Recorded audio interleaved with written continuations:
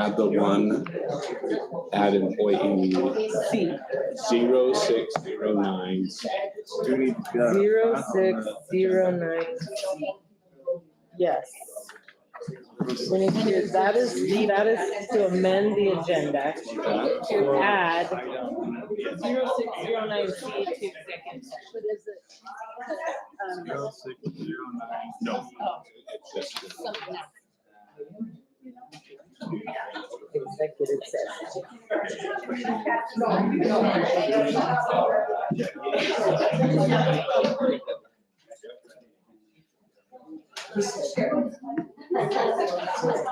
We're live, just so you know.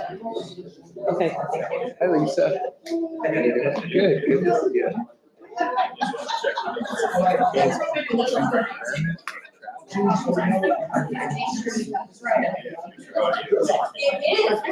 It's a, I don't know if I remember everything.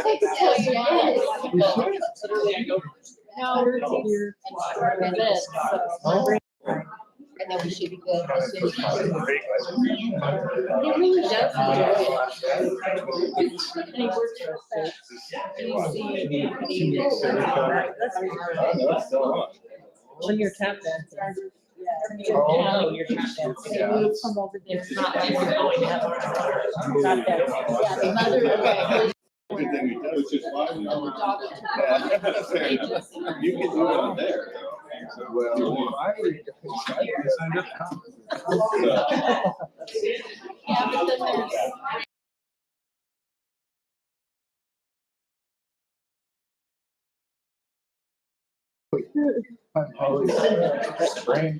Oh, can we close the? How do you? Well, Probe it. I have such.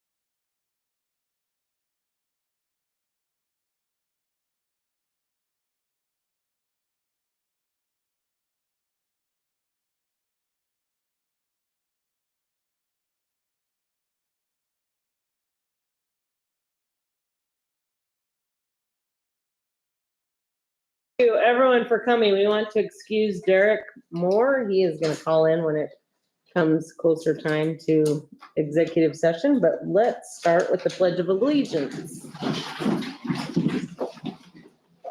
I pledge allegiance to the flag of the United States of America and to the republic for which it stands, one nation, under God, indivisible, with liberty and justice for all. Thank you. Before we begin, we need to amend the agenda, so I would entertain a motion for that. I make a motion that we amend the agenda to include employee 0609 to item 11, the executive session. I'll second that. Thank you. Oh, did you say C? Yes, sorry, 06. 0609C. Thank you. And there was a second from Jay. Yes. All those in favor say aye. Aye. Aye. Aye. All right. Let's go into our budget hearing. You're up, Mrs. Krantz. Excuse me, do we need to look for our hearing? I mean, our. Yes, public do we input? have any signed-in visitors? We do not have anybody standing currently. Okay, Okay. just to be aware, if anybody had a comment, they are welcome to make one. Go ahead. Thank you. Tonight I'll be presenting our fiscal year 2025 amended budget and then our fiscal 2026 proposed budget for next year. First of all, a reflection of where we've been and where we're at. Fiscal year 2025 amended budget. Originally, we budgeted at 203.2 support units. Our amended budget actually came in at 205.15 units.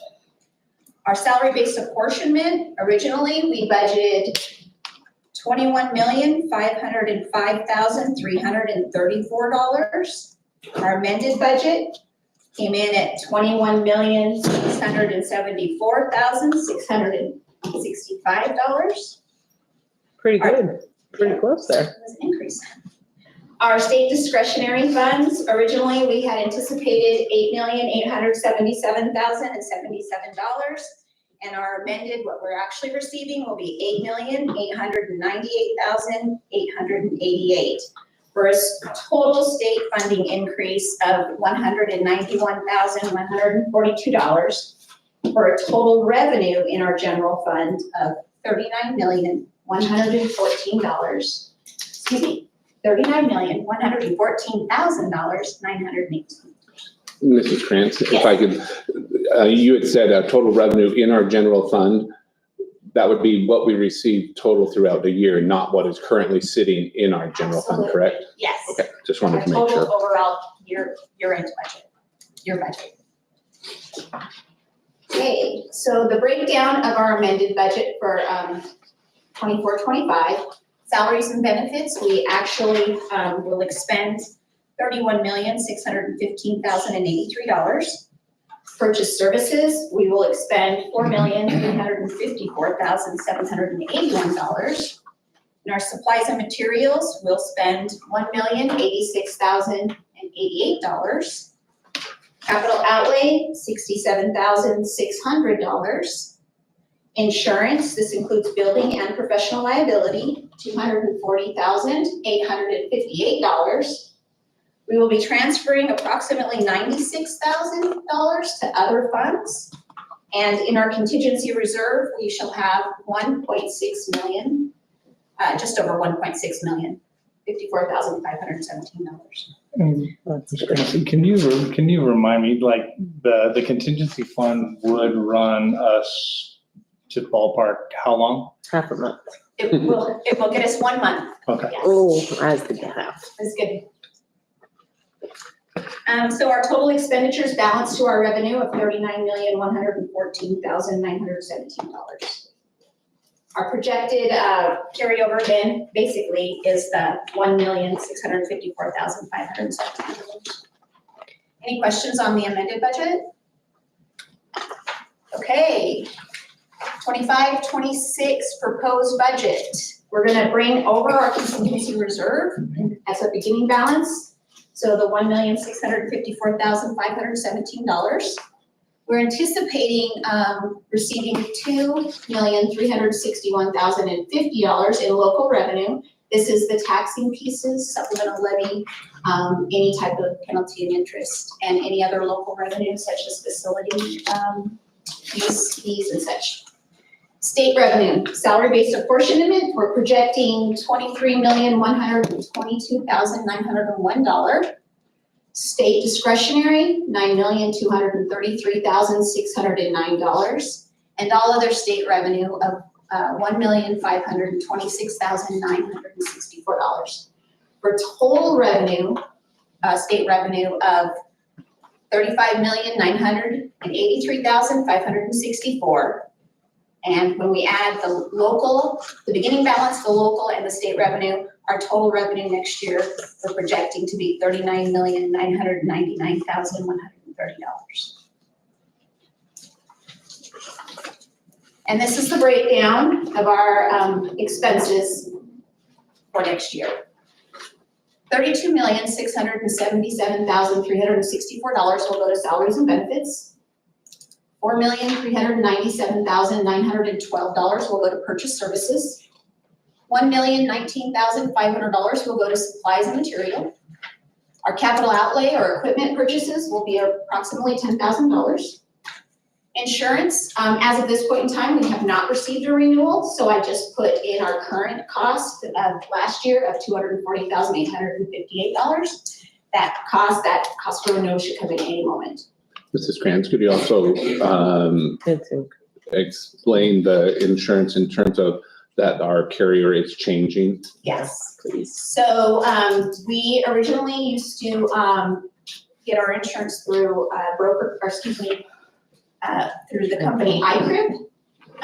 We are no longer going to use iCrimp, and we are shopping around for a better cost. The increase that we came across last year was very hefty, and our insurance guidance company that we use, Morgan, has suggested that we look for other pieces.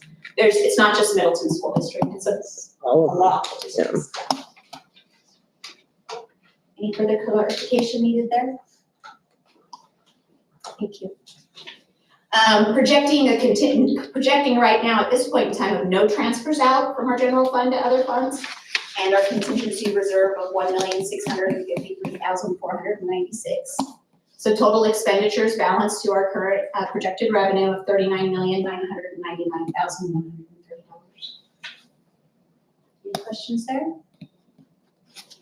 Thank you.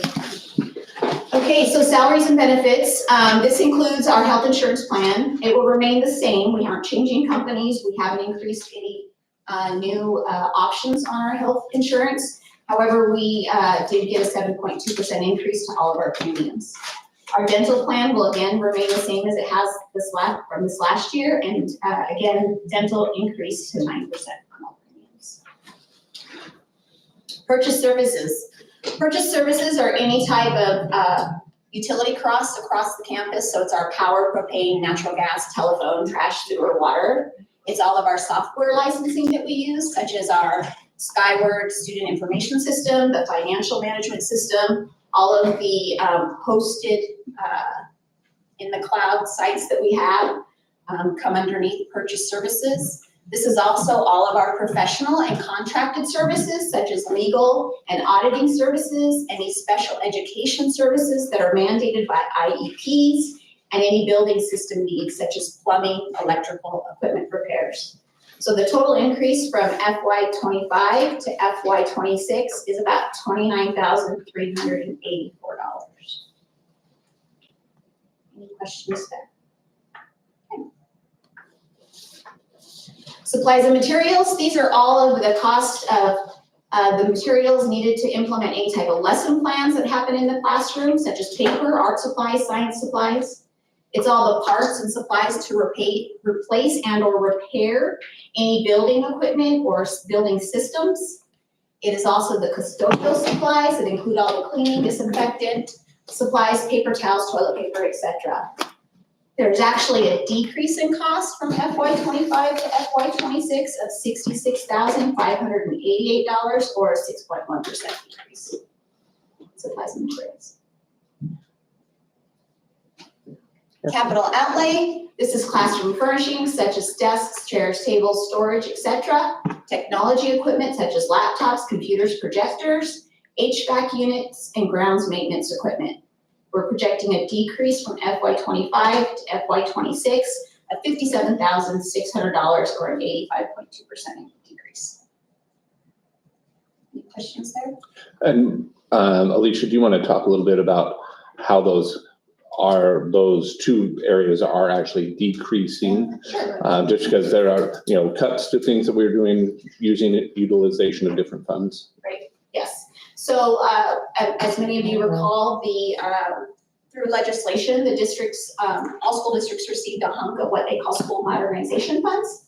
Those school modernization funds have to be identified to affect capital projects across our campuses, our school buildings in particular. So because we are using those monies and not our general fund monies, we're able to shift that cost into another fund. We've also been very, very proactive in replacing our grounds maintenance equipment. So I think we've gotten 3 or 4 lawnmowers over the last couple of years and a nice, really big one, brand new. So we're able to offset some of that, not purchasing it. Thank you. Insurance. So the insurance cost is our professional liability and building and property. I projected the cost to remain the same as we have not yet received our quote per our previous comments. Contingency reserve. So our district policy states that we are to budget no less than 5% of our projected general fund revenue. And that's why we have that contingency reserve piece in there. It helps us offset any changes if we should have some unexpected expenditures next year. Other questions on that? So other funds. So other funds include anything local and state that the state sends directly to us, such as special grants, the state career and technical education funds, our state technology fund, safe and drug-free funds. They send a little bit of money to us for our bond redemption fund, if you recall. Also, we have plans and facilities funds, the school district facilities, and school modernization.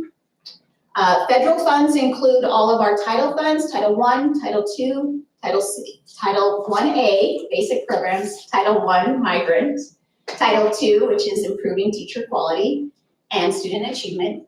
Our IDEA funds, which help support our special ed students, both school age and preschool.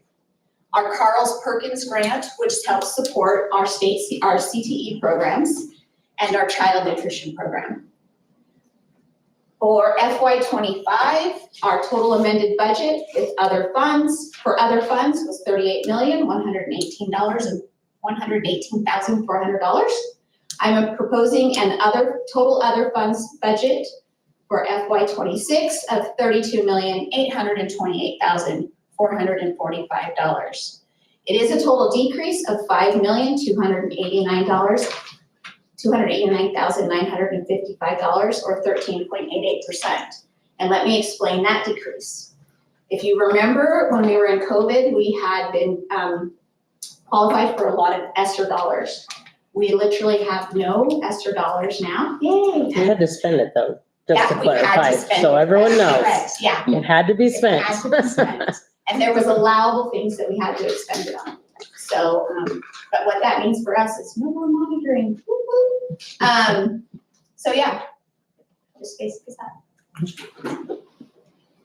Well, and also for the benefit of the audience, the reason there might be a lack of discussion is we've had a special meeting just on the budget with the school board members already. So that's why we're particularly quiet up here, I guess. Okay, thank you. I briefly wanted to talk about food service meal fees. If at any time a school district raises fees, we have to go into a public hearing if that increase is 5% or greater. Walking into 2025-26, we do find a need to have an increase per meal, but it is not the 5%. It's all of them are less than 5%. So as many are aware, we have experienced rising food and food prep supply costs. So breakfast for students, all students will go from $2.25 to $2.25 to $2.35, a 4.44% increase. For lunch, our elementary will go from $3.25 to $3.35, or a 3.08% increase. Middle school lunches will go from $3.40 to $3.50, a 2.94% increase. High school lunches will go from $3.50 to $3.60, or a 2.86% increase.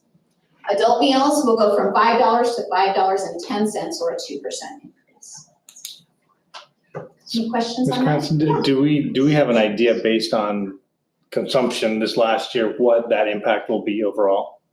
Well, it will, of course, generate a little bit more revenue, so it can help us offset that food cost. Yeah, but do we know how much that's gonna be? I do have a spreadsheet in my office. I'd be more than glad to share that Okay, with you. no worries. Yeah.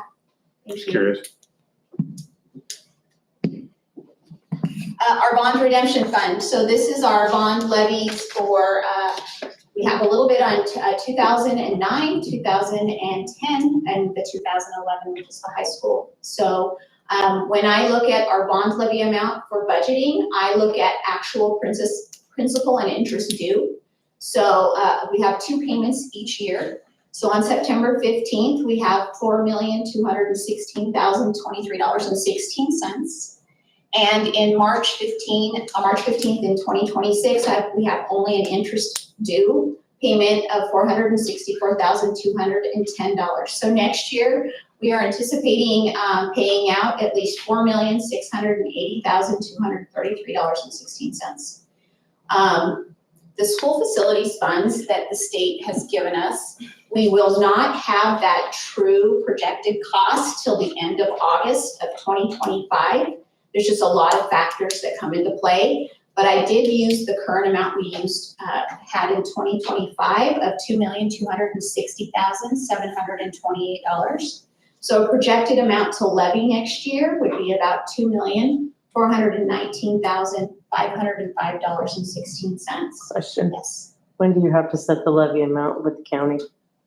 Why? So that- When? Oh, excuse me, by the first Friday in September. Okay, So. so and we should we'll- have the actual Yes, we from the should. state, okay. But we were also given a warning, all business managers, we were all given a warning that if we have to, we can ask for a greater timeline, another week on those L2 levy forms. If we need to, just have to let the county know that we're gonna be a little late. There's no penalty, so. How nice of them. I should also here, really quick, I wanna just note that even though I say $2,260,728, we have to expend exactly what they give us. So this is what we know is guaranteed. They say it's not going to drop, but if it's more, of course, then that just means we're levying less. Yes, sir. So, could you explain to make sure that we're all aware of the difference between the school facilities funds and school modernization funds? Sure. And then could you give what if there's a projected increase or decrease on the school facility funds? Yes. So the school facility funds are given to school districts only, that basically help us offset the levies across districts. So it's very structured. If you're given an amount, you have to use that whole amount towards the bond levy first to help them cover your bond payment. If you don't have a bond, then school districts have to use it towards your supplemental levy. And if you don't have a supplemental levy, then you can use it for school building maintenance, student occupied school building maintenance. This year, what we were told in our business managers meeting is they are doing everything they can to not drop below that amount. But the formula is rather complicated based on, is it the bond not the bond equalization, I'm sorry, the state land, I'm sorry. It's the value of the property within each individual Yeah. school district. Right, yeah, but there's also another factor in there that's at the state level Yes. that it's a little. Their magic number. Yeah. their magic number. But again, we have to use every single dime to go towards our levy until we have no levies, or if that point should ever come, then we can just put it into this levies. And just for clarification, because I think there's a misnomer there that, like the more houses, we just collect the same exact amount, but it's not true. We can only ask for that amount. That's Period. correct, that is correct. Only what's been voted on, yes. Only what's been voted on. Okay. And so the current levy and interest that we're paying, that's for the high school, right? We actually have the 2009, 2010, and 2000 bond series that are still on the books. They were all for the high school. They were all, For the high Yes. school. And there's only a couple of years left. Six. 2009 will basically be paid off in the spring of 2029. 29, so about 3 years left on this. Okay. And then we can have a whole bunch more money to spend on schools, right? Sure. That's great. Yeah. Any other questions? Thank you. If you do think of any questions when tonight is over, you're more than welcome to give me a call or email me. Be more than glad to help you answer those questions. And Mrs. Krantz, that includes members of the public as Yes, well. Yes, That is not just absolutely. for board members. That's right. Absolutely. Thank you. You're welcome. Thank you very much. Thanks, Elise. Everybody's good with questions? All right, I would entertain a motion to approve or deny the amended 2024-2025 and the proposed 2025-2020. Separate actions. They're separate? Yeah, two separate actions. Okay, Okay, I move that we approve the fiscal year 2025 amended budget. Second. do we need to clarify that's 2024, 2025? Probably would help. Okay, You're okay. Just add that in there, Gina. We Yeah. got a second by Cindy. All those in favor say aye. Aye. Aye. All right, second one. Do you want to pull this one? I move that we accept the proposed 2026 school district budget. Yeah, 2025. 2025 to 2026. Yep, perfect. Second. All those in favor say aye. aye. Aye. Aye. All right, very good. With that, we're gonna close the budget hearing. And any sign-in visitors? Very good. Thank you for checking. I would entertain a motion to approve the consent agenda. I move that we approve the consent agenda. Is there a second? Second. Thank you. All those in favor say aye. Aye. Aye. Aye. All right, let's move on to our discussion items. We have some state champions in this room. We'd sure love for you all to come on up. We'll return the time over to Mr. Swigert. Way to go, boys. Way to tell 6A to Congratulations. hand over all the goods.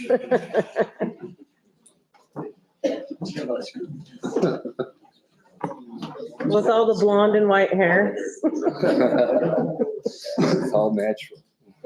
And Brian, you can cover up that TV screen. They don't need to. Okay, yeah, you guys, why don't you guys come over here, just off to the side over here, so we can kind of face.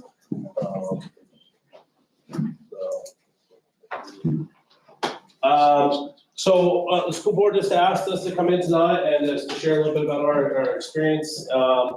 We petitioned up into the 6A. We are a 5A school. We petitioned up because our players, our parents, our program wanted to compete at the highest level in the state of Idaho.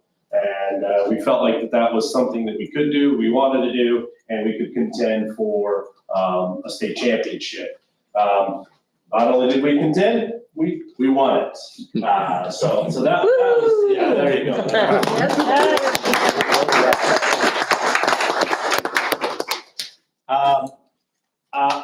I think it reflects on several things that our program does. We have a very tight-knit group of players, parents, and community members that put a lot of effort into our facility, into each other, into making our program one of the strongest in the state. We've won 20 games each of the last 5 years. I believe we're the only team to do that in the 5A and now the 6A. We have put forth 3 Division I baseball players over the last 3 years, and another one going this year, and another one going next year for the first time in program history. One of our players was drafted last year. There's another player of ours that isn't here tonight that is getting draft considerations as well. We have a tremendous amount of talent in our town, and we wanted to have our boys playing at the highest level, like I said, so that talent could be showcased every single night in the 6A program. Our year this year was not easy. We lost our first 2 games of the season. We lost both of them by 1 run, right? 1 run. And then our 3rd game, we won in a walk-off home run by one of our players. And then from there on, we only lost 1 game in April and 1 game in May. Ended up with a 23-4 record. We are currently, I think today or tomorrow, getting our championship rings finalized and done. Those will be coming out. We'll send some pictures to you guys so you can, That's you can take a awesome. look at them. We have been, we are going to be in a national publication in August. Each of our boys is going through an interview process. I went through an interview process. That publication will come out early to mid-August. It's Nation's Prep, what was it called? Prep Nation. One of our players where did he go? Is he okay? He's a little under the weather. Okay. One of our players that just walked out may or may not have been named the Player of the Year in 6A this year. So round of applause for him. One of our pitchers, Ian Lenius, has been named the Idaho Press Tribune Baseball Player of the Year. Cam Lenius was the state tournament MVP. Cam Lenius is a sophomore. He hit 700 in the tournament. That's pretty good. We are getting 5 of our 7 seniors this year have signed on to play college baseball. Nice. We have a tremendous group of talented players that are coming back, including Drew Holman, Cam Lenius, Jetson Aldridge, Kellen Buick. These 3 are sophomores, junior year, and this is the rest of the up-and-coming young crew that joined us for the state tournament. And then Gavin in the back was one of our main relief pitchers as well.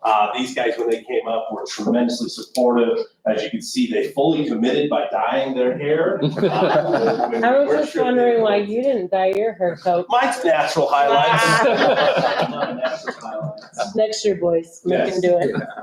Yes. I just wanted to say thank you for, one, the opportunity to coach here. I had my evaluation with Coach Ankeny today, and one of the things that I told him is that, I've been offered 4 different jobs across the valley, and there's not one that I want that is anywhere near what I want. I want to stay in this is my home. It's what I love, and I have a deep passion for this community, and so. It was a fantastic evaluation because we got to talk a lot about just Milton baseball and how much it means, not only to me, but the people around me and they're in it. And so I just love this community and this baseball program. So, I just do. I wanted to turn that over. Yeah, go ahead. Boomer was going to say a couple of things, but he's not feeling well. So Drew is going to say a couple of things, and then Cam is now nominated by me just now to say things. Cam is also one of our natural leaders. Drew is as well. So I just asked them to talk a little bit about the season, some of their favorite things, some of the things that really brought them together, and anything else that they wanted to share with our community. First off, thanks for having us here tonight.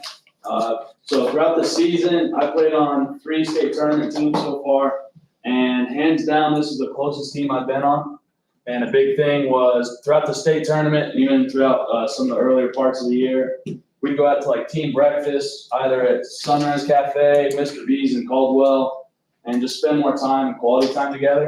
And I think that family aspect, it's bigger than baseball. And creating those relationships, it'll carry on, past high school, past college, throughout life. And I think that's the big part that this team really came through. And I'd say really what won us this championship was we were the closer team out on the field. And we did it for each other and not for ourselves. So I think it was a whole bunch of, it was a group effort, very selfless, and I love each and every one of these guys and these coaches. They put in an insane amount of hours, more than we realize, and I think more than the common person knows. So I just appreciate everything you guys done for me and this amazing community as well.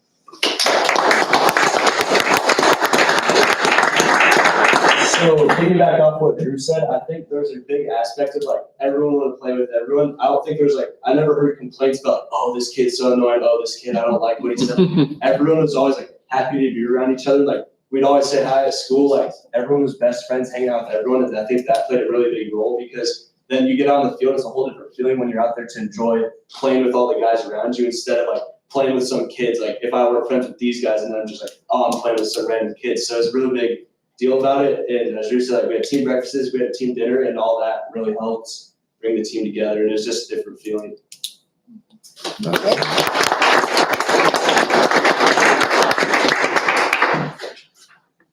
Kellen? No. Jensen? No. Any younger guys, what it means to be on this team? Did you have fun coming up and hanging out? Yes, you did. All right. I would love to have an opportunity to answer any questions that anyone in the community has, school board, what we went through, how we did it, anything. I could talk for a very long time, but I know you guys probably want to go home at some point. But I would love an opportunity to answer any questions that any of you or any of the folks would have. Is there anything we can do to help you guys, the program, the team, anything at all? No, we're not giving you a facility. No. You know, They're yeah, good fundraising money. yeah, we do really well. Our kids, our group raises a lot of fun, a lot of money. You know, our parents in the back that came right there, they just went in and pooled their money and bought a brand new Blackstone grill. Thank you, parents. Yes, We thank you. should clap for parents. One of the things I'll say, and Andy and I talked about this today, is Middleton baseball players and coaches take care of their entire facility. We buy everything on there except for the gas and the sprinklers. So we pay for our own fertilizer. We do all of those type of things. I was out there. I changed 2 sprinklers yesterday. We spend a tremendous amount of time on that baseball field. And I have my high school baseball coach taught me how to take care of a field. He called me this year and asked if he could come and help me. Cool. And so he's out there every 2 days, 2 to 3 days mowing that field. And he only asked, there was only one thing he asked. He said, I just don't want to be paid. And, you know, so some recognition for people like him. Yeah. My father has changed pipes, sprinklers, and he's 75 years old. It is our field. And there's really nothing anyone does out there that we don't have a hand in. And so that, and we've been in extensive talks with, of course, the district and Coach Ankeny and all that. But really the support that we get has been quite fantastic. Well, and I would recommend that if anybody here has not been able to go to a baseball game at the facility, it's a wonderful experience. And just as you walk in, you see the care that's being taken of that field and that facility. And I think that deserves certainly a round of applause.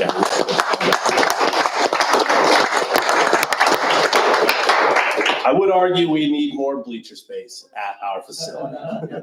Parents, am I right? Yes. That's one thing that we could use. But yeah, we take tremendous pride. Our field is often considered one of the best, if not the best field in the state of Idaho. And that's not taken lightly either.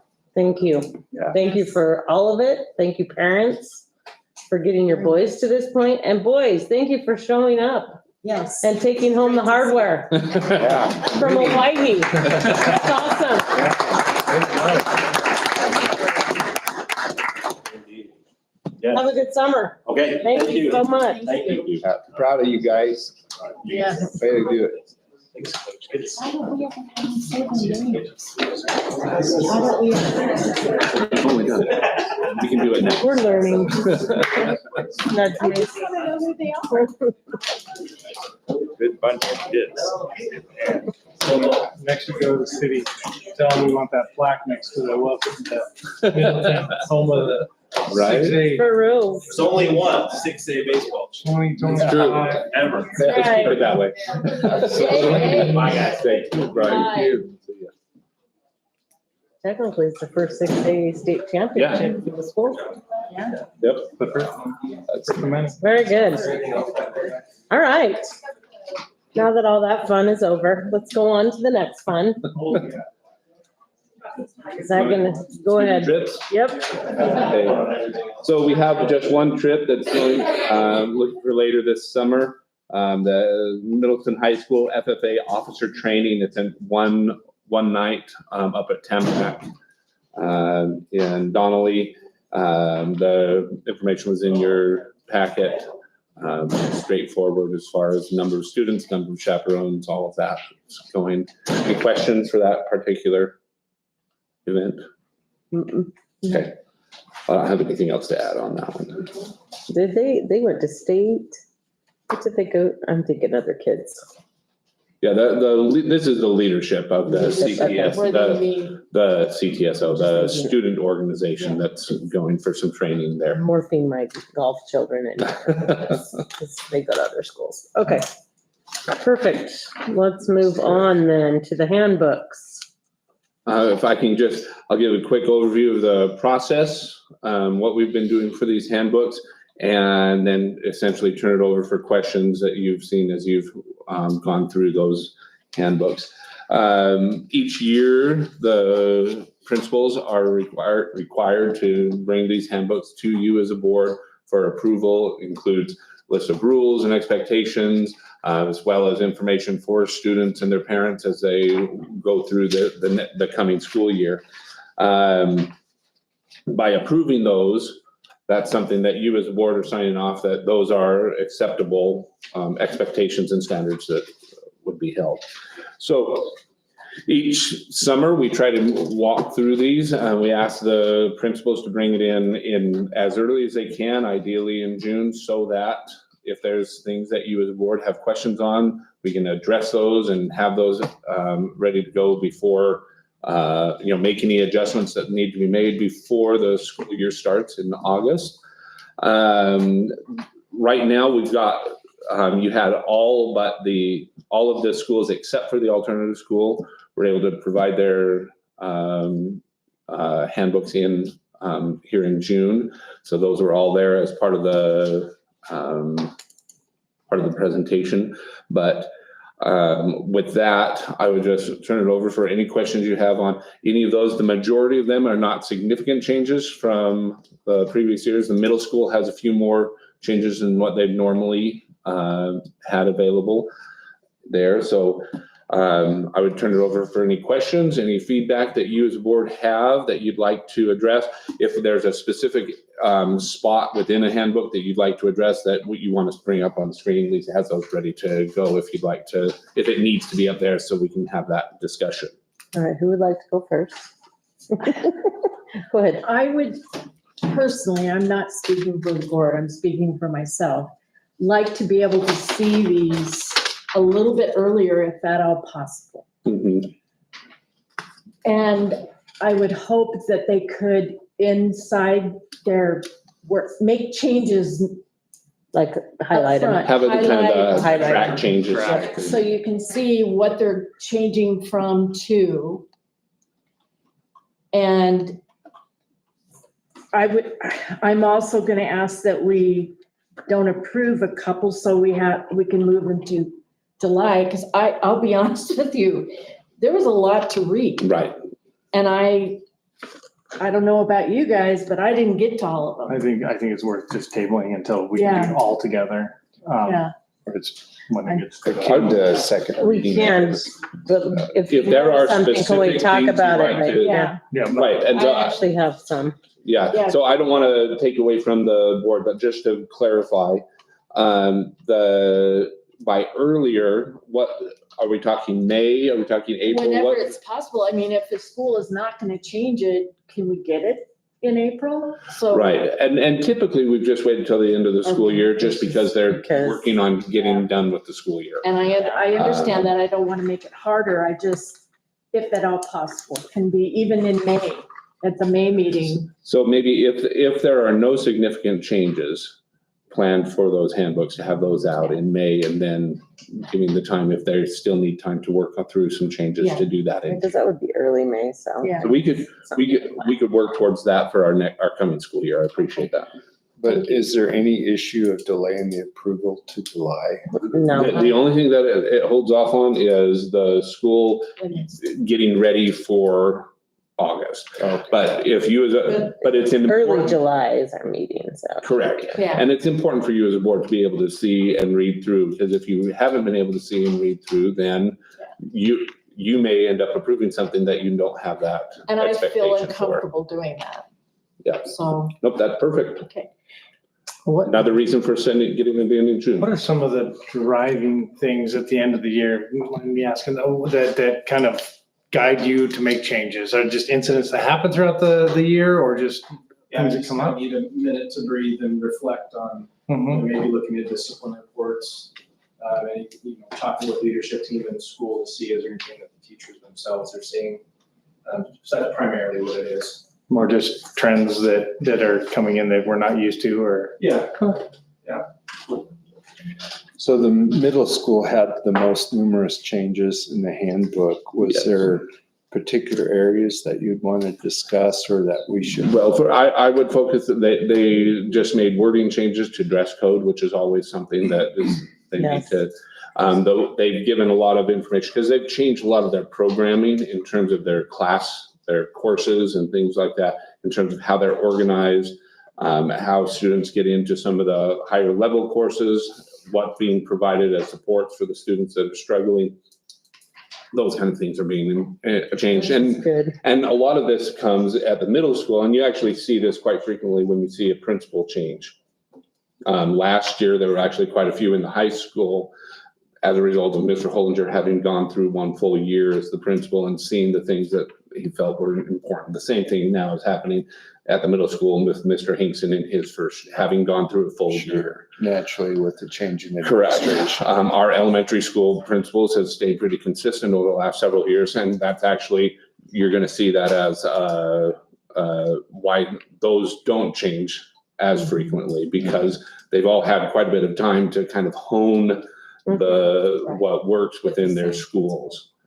I will say this also as doesn't fit anywhere else, but, all of our administrative staff are coming back next year. Oh, and so good. we don't have any turnover in any of those. So that's a positive thing for the district as a whole. I mean, typically you have one or two just that are looking for different jobs or, maybe looking at the end of their career. But this year we're going into next year with that same team, and that's a good way to keep some consistency. Yeah. So. So my question is it prudent to have student safety or school safety somewhat addressed in handbooks? It could be. What types of school safety Well, would you? the high school handbook, they've added the Middleton High School student ID policy, which was implemented late in our Right. school year. And I would like to see that in the middle school handbook, Okay, just because then there's teeth, so that can be enforced. yep, no, that's good. And what exactly is it, the policy in the high school? They actually have. They have to wear lanyards and you have to be able to see them. Okay, they have to be visible Mhm. And that was something that we implemented just mid-spring because of that. because of certain circumstances that Right. came along. So Right.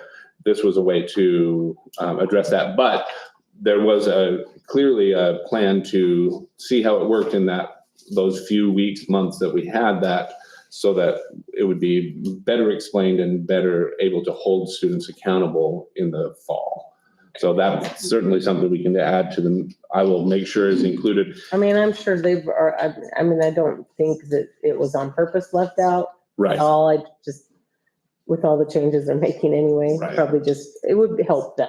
Okay. The That's middle the way I see it. school students aren't currently required. Oh, Well, they are. they started out being, they ended the year with that requirement in place. Okay, so it's the same. It's the same, but I'm anticipating that they'll adjust how they monitor and enforce Okay. based on their first few weeks. I think one of the other big issues was cell phone usage. Is that something that's a changed policy in the middle school handbook? Not since last year. The middle school actually adopted a more stringent cell phone policy in Mrs. Wold's final year Okay. as principal, and they've continued with that same policy in Okay. place. That was- And we adopted policy Yes, we as a district adopted policy in December. across the board, Okay, so. yeah, so that's not new. No. So then I guess my question is, do you address something like that in an elementary handbook without, I mean, I know we have a safety plan and that's not for everyone. Like, how far does that line go? I think it goes into what is outwardly seen Mm-hmm, and experienced by our students. So, fire, a fire drill, what would parents and students expect from a fire drill? It's the kind of safety information that might be in there. Lockdowns and things like that. and And those are in there. And that's what Are I'm in saying, there, those yeah. kind of things Okay. that are experienced by students, so that both the student and the parent can be prepared if they take the time to go through that handbook, would be the types of things that Okay, we would be looking for within that. okay. And that's really those Okay. lanyards. Okay, I will make sure that we get that, and what will probably happen is I'll share this information with Mr. Hinkson, and you'll probably get is either a revised copy where we'll direct you to the space that has that, or just I'll get a full revised copy and we'll send you the additional wording so that you're aware. Whichever one just makes more sense to you as you I receive think it. you should probably just look at that being the process every time, just highlighting changes, so just Yep. in the interest of. Yeah, and I've got that down. Expeditious. Yes. Moving of Speed up the. Yeah, it is a lot of pages to, for sure.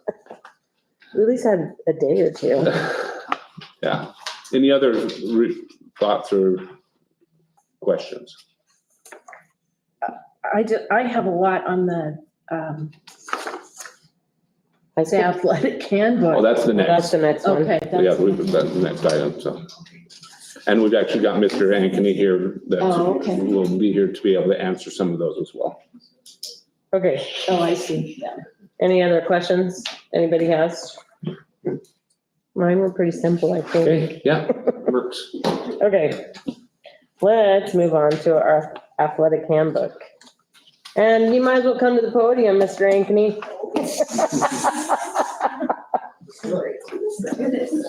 No, I'm just kidding. You don't have to. We'll probably call on you though. Whatever you would like to do is great. I'm here if you. Yeah, Mr. Ankeny, would you mind just giving a quick summary of how this was developed? Yeah, so since over my time here, it's sort of leaked in and out.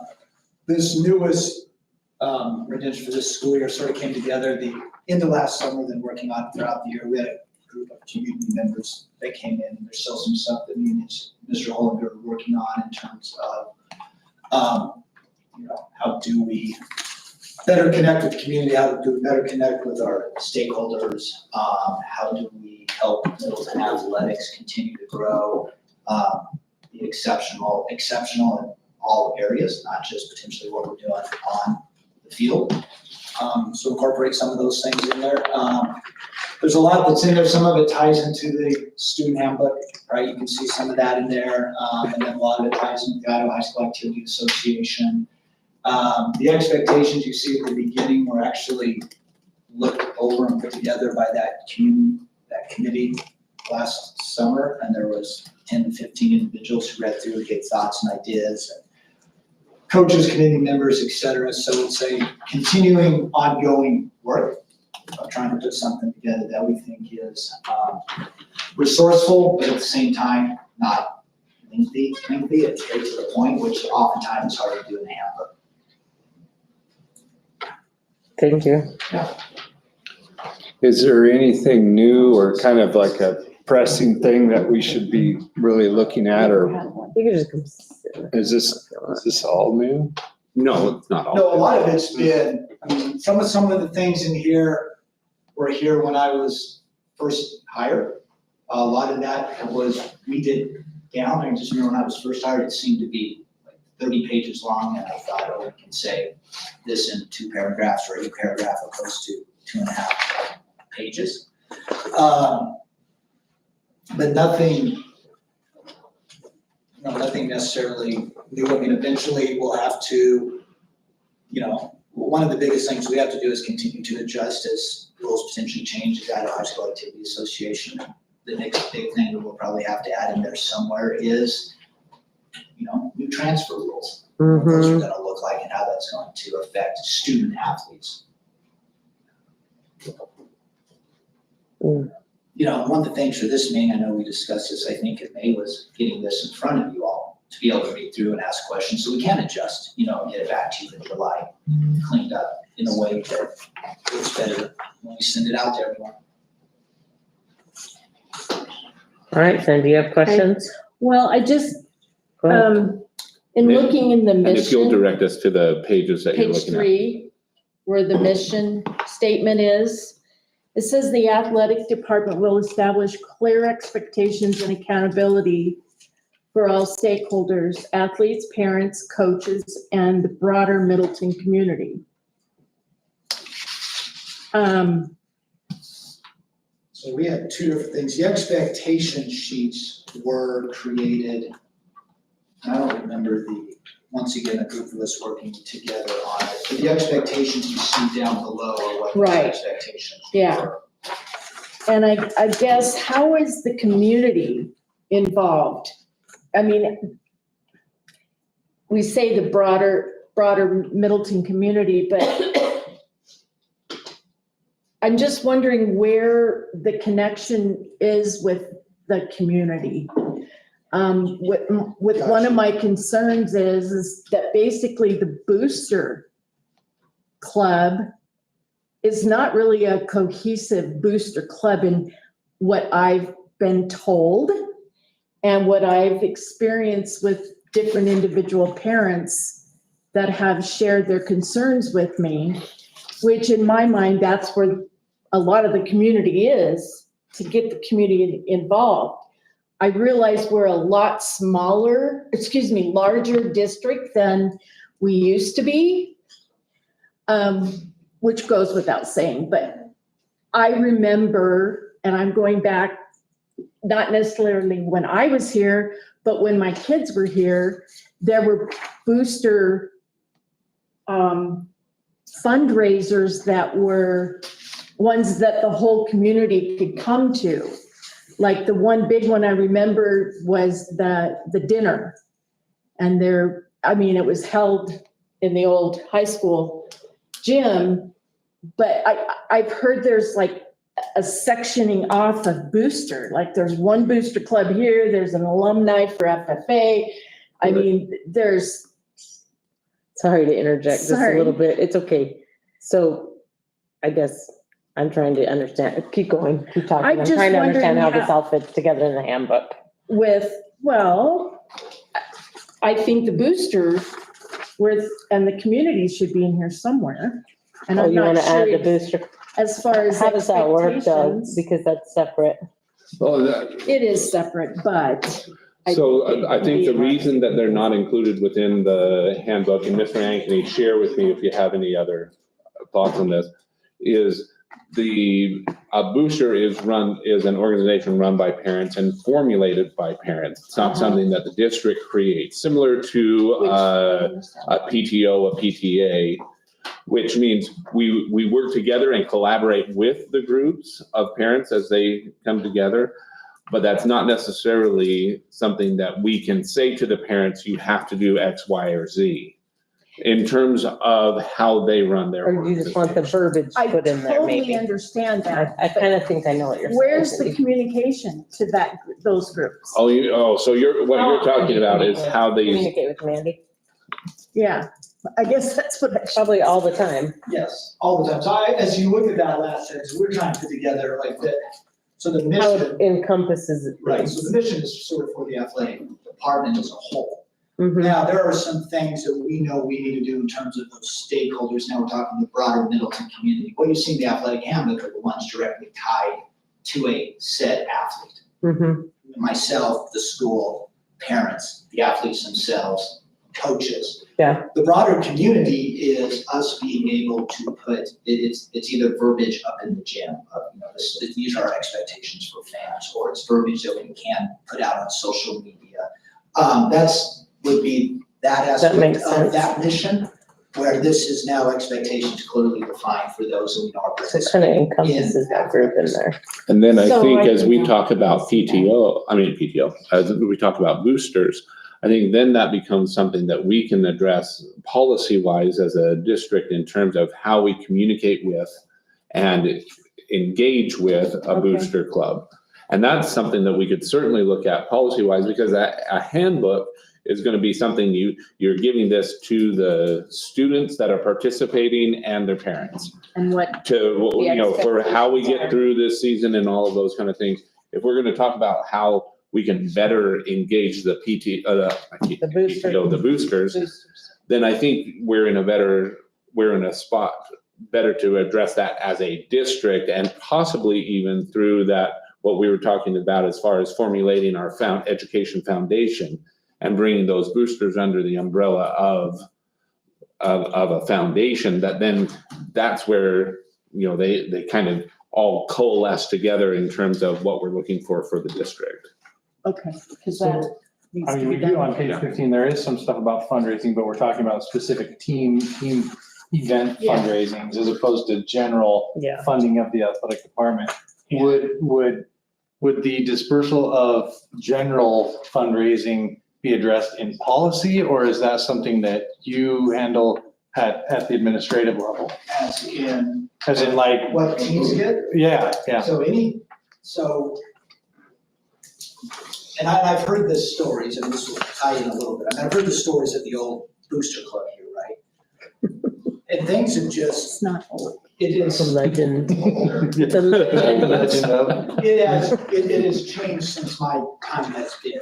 It did change before he came. I was at that meeting. It had changed before. So right now, any, we say parent groups, anything like that, but they're all basically just fundraising for a particular sport. That money is not somewhere, right? That money Mhm. is deposited into the high school account. So whatever money a program makes, that money is then used specifically for that program. So there's Okay. not a general athletic basically- booster group that There's- just so raises the funds. booster club that we sort of restarted my first year has done a really good job of, over the years. And before COVID hit, we were sort of on an upswing with some things. Mhm. And once that hit, it dissipated and fell apart a little bit. But the first meetings we had were all about doing something to help raise money for all aspects of the high school. It was never about athletics No, per se. It was all about if choir can ask for money, band can ask for money. Any group could potentially ask for money from this. can I speak to it for a Yeah. minute? Because I appreciate what you have done, because I was at the meeting when they disbanded it. And what you came in and did, you provided opportunities for band, for esports, for whatever, to make money in the concession. So I appreciate that. So when you look at it, so the fundraising thing is there for like, this is how we want you all, to be able, because we have to, we have no, and this is a bigger discussion for some other time that I would love to take a part of. We either do it how we're doing it now, Mhm. team raises money, Yes. or we scrap it and we say, we're gonna have this huge deal where everyone pours the money and then we have to figure out how we divvy it up. Where we get a house donated to us, like West Data, so that we can raise funds for all our athletics. So, anyway, but yeah, fundraising there, any cheer, whatever cheer makes goes straight to you. Yeah, okay, great. All right, that is just goes to show you, I know things change. I just guess I didn't realize they disbanded Yeah, the group and some parents want to just put everything into this sport or everything into that sport. So I guess it got pretty convoluted when it just disbanded. bigger. Yes. Okay, Any other questions in there? So it I have a sounds, whole lot, but go ahead. well, it sounds like, Andy, the only thing that was really an issue was this, and the only thing that's really new was about having athletes ride with coaches, and that's the new. I thought That's in there, I believe. Yeah, that's What page? that's 17? highlighted on 17. What page? Page 17. Yeah. It didn't. Oh, and this was mostly if it is because of an emergency situation, like it is nothing but, we're calling 911, where like there's no one around. Mm-hmm. It's to cover ourselves in that situation where I don't want to coach to be like, oh, Just being sorry. liable, yeah. No, at least we're covering ourselves to be able to say, it's this big of a situation. We're gonna figure out how to transport this kid to where they need to go because of what just took place. And it would be the last of all, last resort. That's like, we can't get all the mom and dad to practice to pick up because whatever happened, or our athletic trainer is telling us, we gotta go now, we can't wait for him. No, I like that, thank you. Yeah, that makes sense. Thank you. Is this a rolling out to our students when they start the school year or the athletic season as a signable document? As a what document? Signable document? It hasn't been, it is on the, like, we'll send it out, we'll tell them where it's located, we'll send it out on TMAP.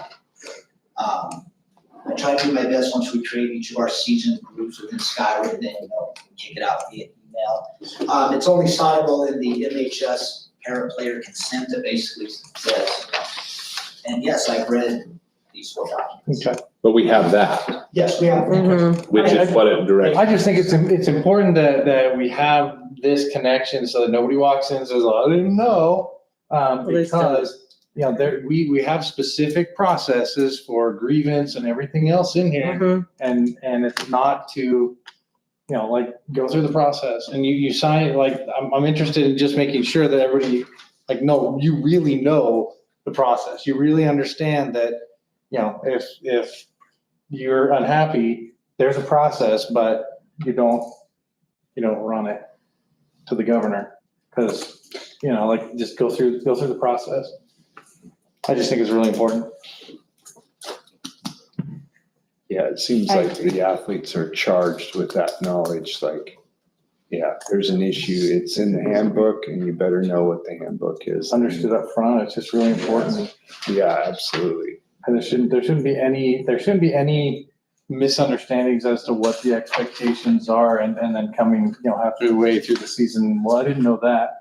Right, and I mean, we have a handbook for a reason, we have policies for a reason, we should stick to them, and lay them out I think it evenly looks good. regardless, because, it's just, I think we have problems when we ignore them or try to find loopholes in them and just, stick to it.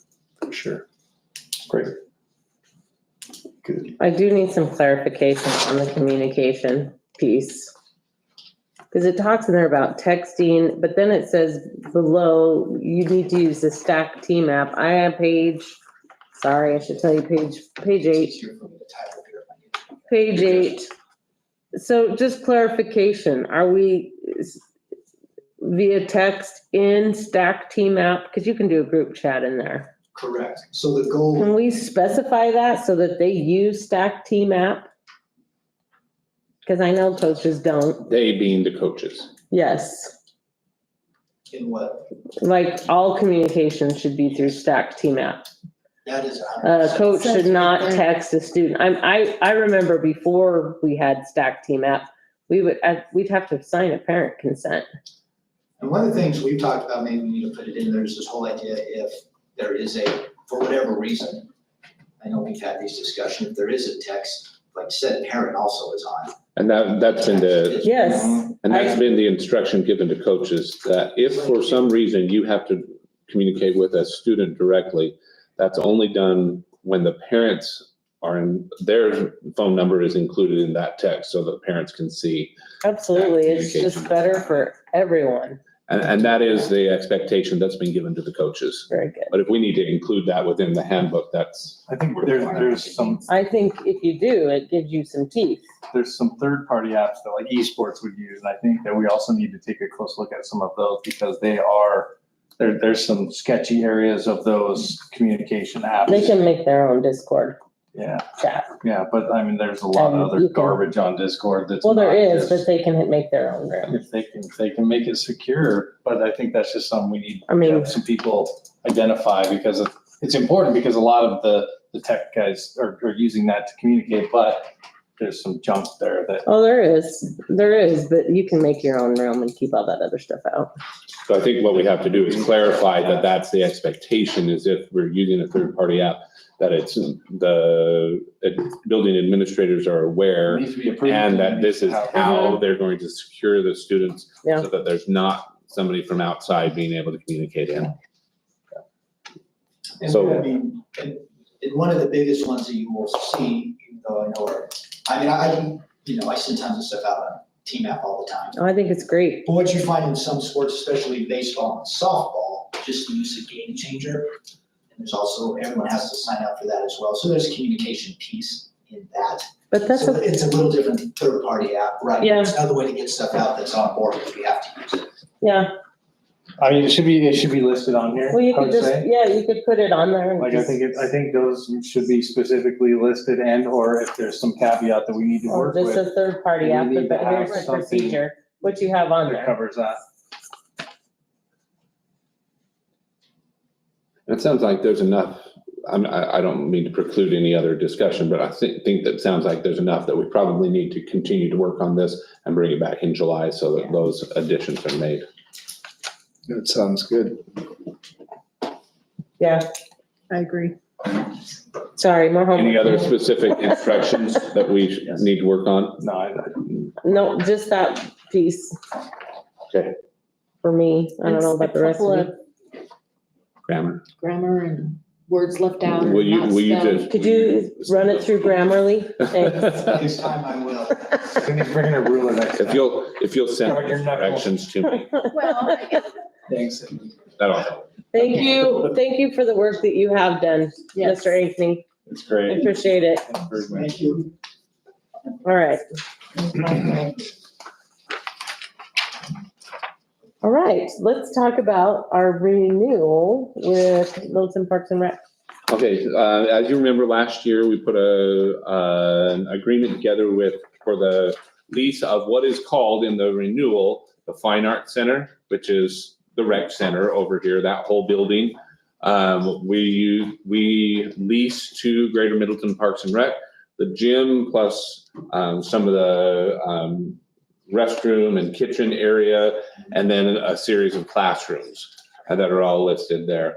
We, when we put this in place last year, we put it on a 2-year renewable plan.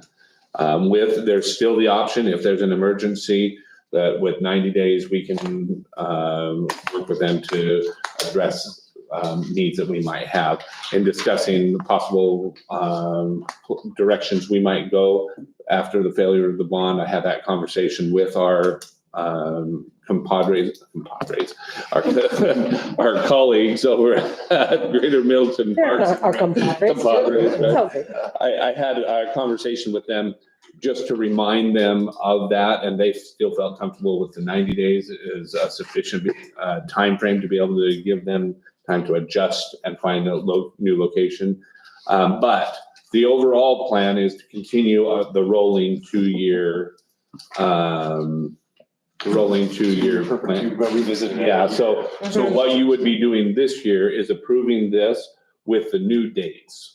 So it's really- it Nothing didn't look else like is, anything nothing else We has just approve changed. it, but we just reserve the right to check it every year. Yep, and so we'll bring this back every June.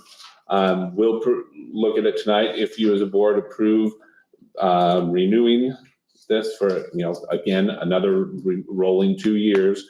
The Greater Middleton Parks and Rec have a meeting later this week, and they'll do the same thing in their group, so. What section are the dates? Oh, it's on the third page on section D, number 1. Okay. That's on here.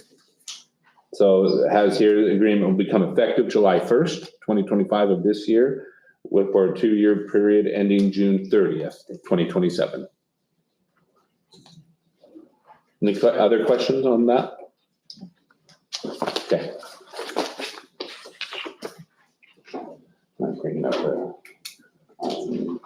negotiated agreement. We'll just go through, highlight every one. Oh, yeah.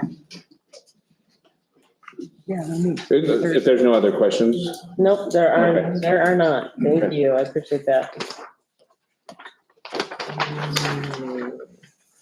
All right, let's move on to the negotiated agreement.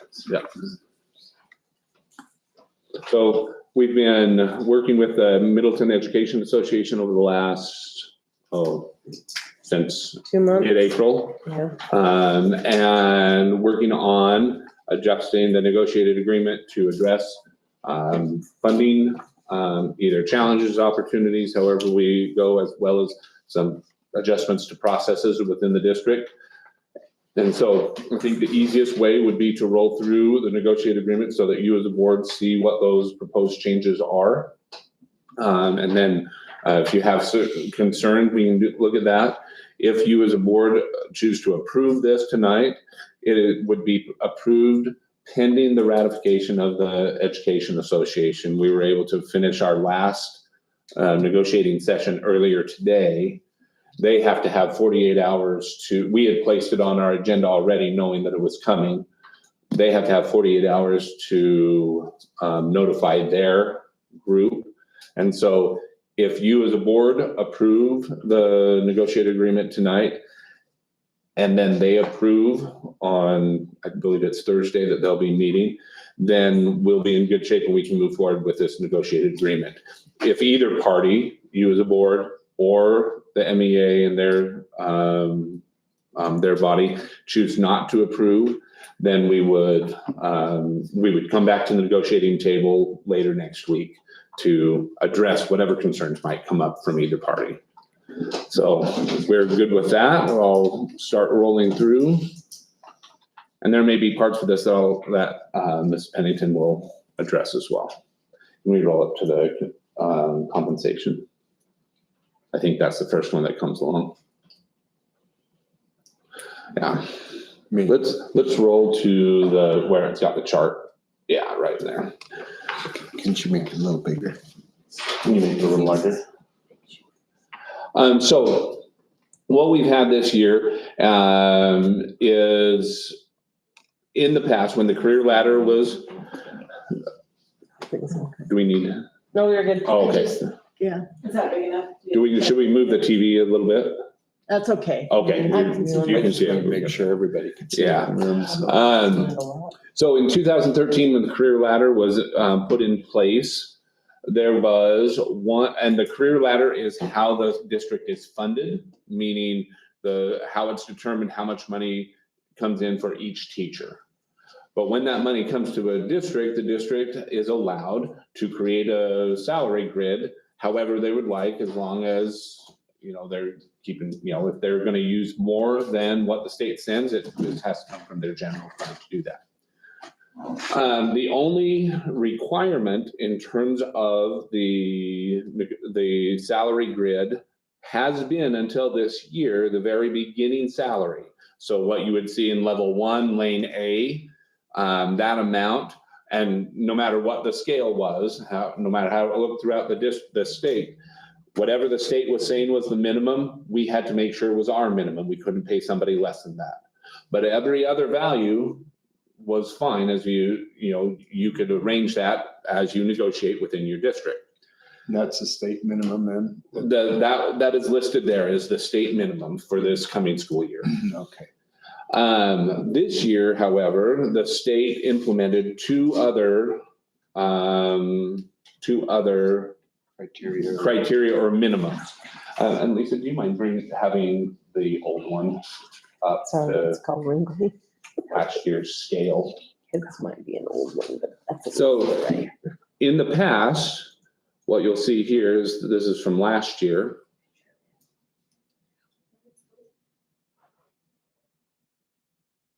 Right. There it was. Okay, so this is how, as you can see, last year's minimum was 48,964. And with that 48,964, everything else was selected by the district. And that's been worked on and developed over the years since 2013, with different criteria for moving and things like that. But there was no other.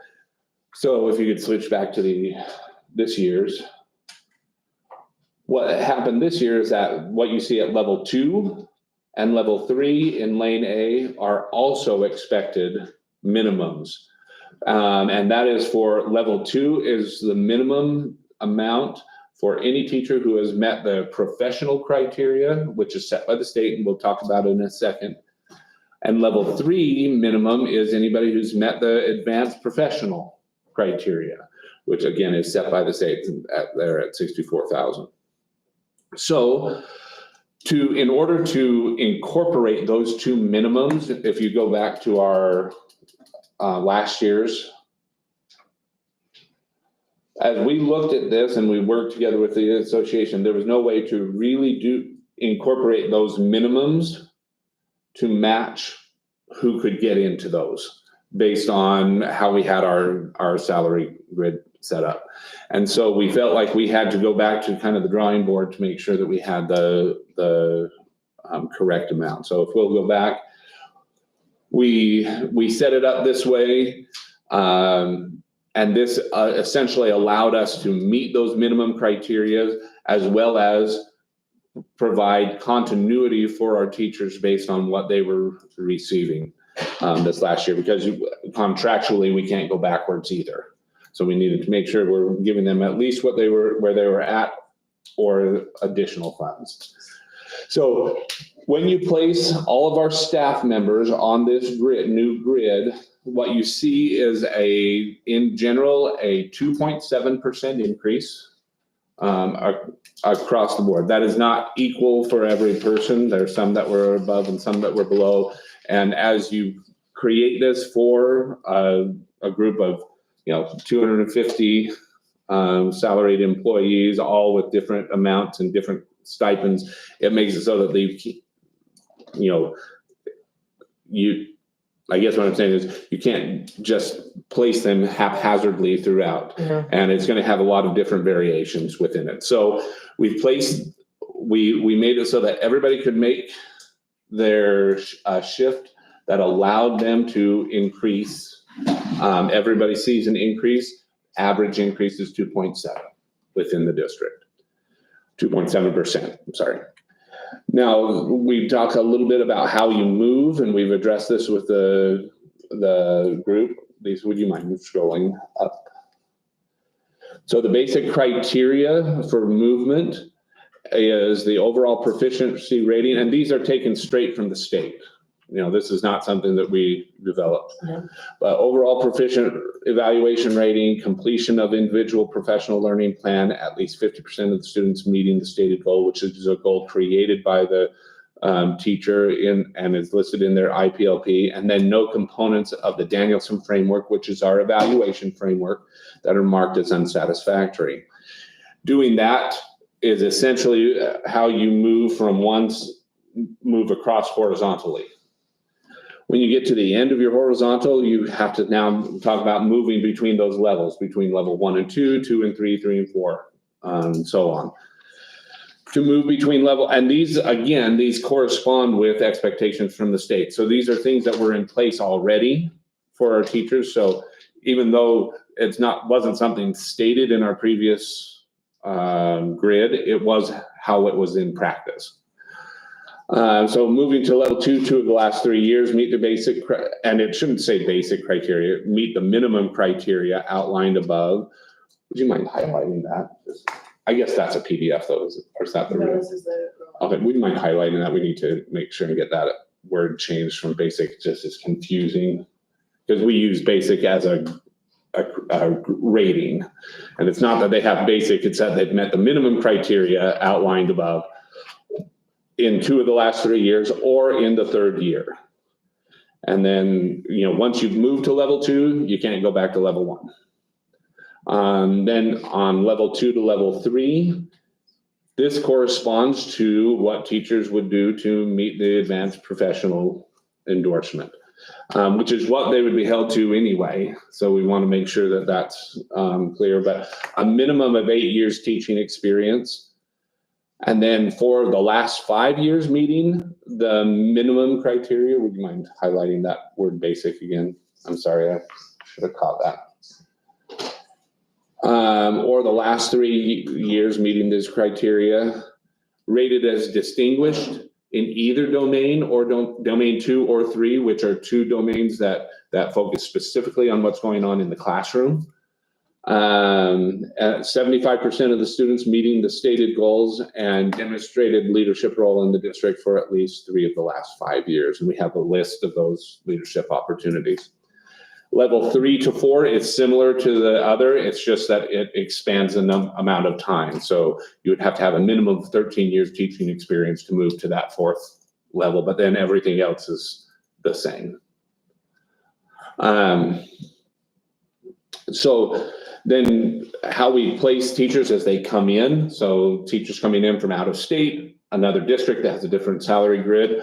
The State Department has a process whereby they place them in terms of what they're going to receive, and ours would mirror that. One thing that you'll see is that this doesn't have that a value for the education pieces as you move across, like credits and things like that to move across. And that's, again, consistent with the way the state has been placing things. But what we did want to make sure of, if you'll scroll up one more time, Lisa. Oh, sorry, I say up, but I mean down. So for those that are currently looking at a master's degree. So for instance, let's say that last fall, I wanted to, I looked at the salary grid and said, in order to move over, I need to get a master's. So I enrolled and started paying money into a master's degree. This allows for those teachers who have already made that investment to be able to essentially be readjusted where they're at once they complete that master's degree. But that's only for those teachers who have already invested in that, because at some point you have to let that piece go. And so that's what that last portion of the area discusses. So that's a pretty big change, a pretty big lift. And so our Education Association will be working with their membership to be able to explain and walk through how that takes into what that takes into account. One thing that is in favor, that is a benefit for, is that we've lumped all of those stipends together. And so the way that the teachers are being placed on that new grid is based on their original contract amount from this last year, plus all of those stipends.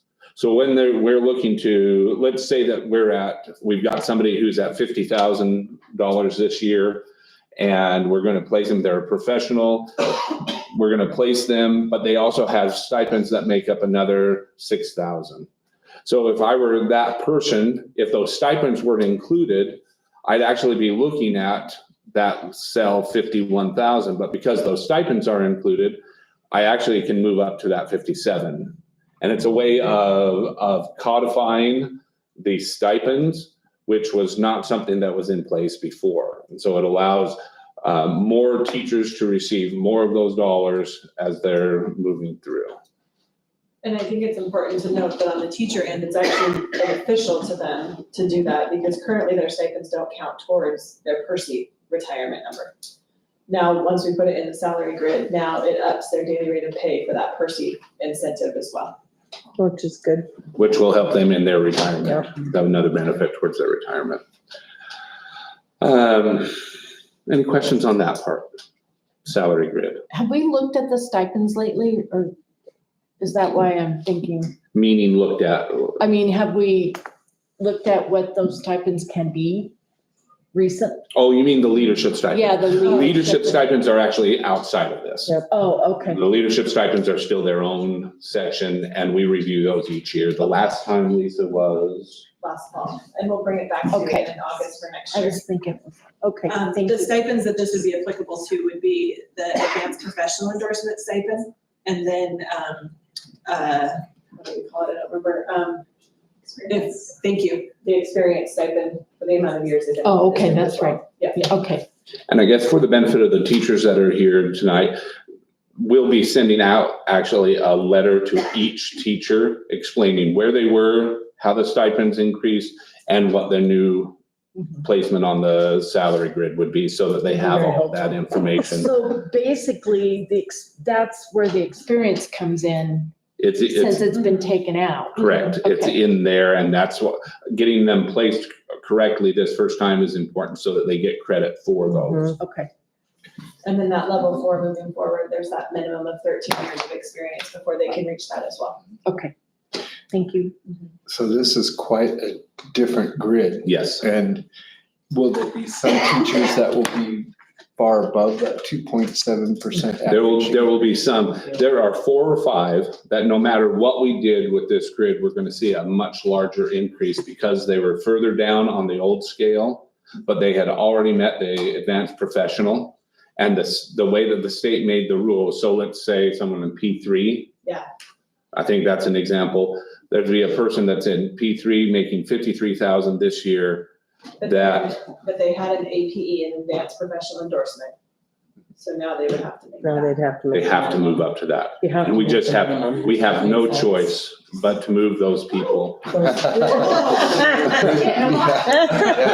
Christmas comes There's early. 3, yeah. I guess it's. Just remember, there's those 3 minimums. Yeah. You have to do that. And that would have, that increase would have That's kind of your happened, base, yeah. that 3 increase would have minimums. happened no matter what. Yep, So Yep. when you say advanced professional, Mhm. but you put the word endorsement, I know sometimes the words are, they get that from the number of years and their So it's the number of years, their overall ratings on their evaluation. evaluations. okay? Leadership positions that they hold, student achievement data, and then Okay. completing their individual professional learning plan. Cause I All look of at those- endorsement differently. Well, and what they do is Placement? attach this to endorsement though, Cindy. So if you were to look up my endorsement at the state, you're gonna see Oh, if I'm okay. a professional, an advanced professional, or a residency. So it does go, So it does it go to the does state. attach to their endorsement. Okay, And so that's why the state calls it that, because it does become part of their endorsement. Okay, and that it can makes be looked up sense. as part of their endorsement. thank you. I sense a lot of excitement here. Well, Oh, and I man. think the concern is gonna be, and this is No, something that's that we just couldn't avoid by putting this out, is that there were gonna be some that were making those large jumps and others that were not. Remember, the average is gonna be that 2.7. And so, and the reason we couldn't make more significant increases because at the state level, they only gave an overall 5% Yeah. increase, and that was just to, for the teachers we pay out of our general fund. That doesn't include all of those other funds that we pay teachers out of, any of the federal. And so that gets the dollar amount less, if you spread it across all of our teachers, less than the 5%. And because we have to, the state made this rule that said we had to move some of these teachers up, also takes an additional dollars that we just, had to come from somewhere. So are some teachers going to get a substantial Yes. decrease? No one will see a No one will decrease. get a decrease, No one. because the minimums are all higher. Yeah, Yeah, and basically, we looked at it and took that grid, and Okay. wherever they landed, if that wasn't a required jump, we were looking at the next one up to make sure that everybody was going up. Okay. Anchor. makes sense. Yeah, and see, these are the types of questions that are certainly gonna come as a part of the process. Yeah, interesting. Right, any other questions on the compensation portion? We'll move to the next. And we'll just go through, everything else has stayed the same if there's not that yellow highlight. And right there, this is just adding the language that the list of leadership possibilities is something that will be updated by August 1st of each year. Teachers can count on that. And that's something that's available to them. Do you want to explain these? Yeah, so with extra duty leave, it's compensation, and it's not compensation, but teachers can earn at the secondary level time off if they cover for teachers when we cannot find subs. And so in that, there were just some nuances that we needed to make sure to clarify, and so most of this language is just to clarify, and it has to be the equivalent of 7 periods. Information is found in the Knowledge Hub. Co-taught class was another one where there were questions about when a substitute is gone, but one certified teacher that's remaining is covering for both. We should count that. Approving prior to the application of the day. So this needs to be approved ahead of time by the administrator. It can't just be done after the fact. And then adding in Skyward a tag so teachers see how much extra duty time they have accrued as well. Okay. But So they it's really keep just track of clarifying. that? Yeah, they keep track of it. They keep track of They it, keep track, turn it into us. turn it in. And then Okay. once, they keep track, their administrator signs off, we then verify before we add to Skyward once it's turned into us. I see. Is this gonna change like how we hire new teachers that, say you have a candidate for a position that has a lot of education, maybe even like a PhD, does that really make it difficult to fit them in? You just have to go to the minimum It and then will- It move. will depend on where they've been and what those years are.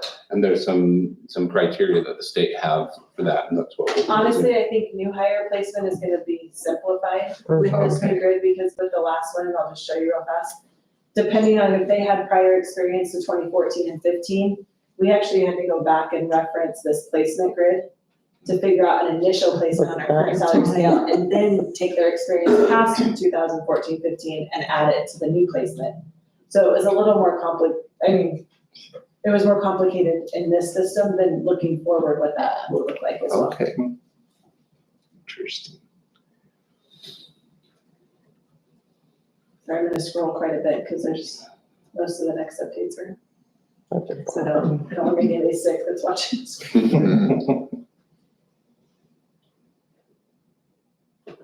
Okay, so on professional development, reimbursement and leave, what we've typically done is teachers can get reimbursed for different credits that they take.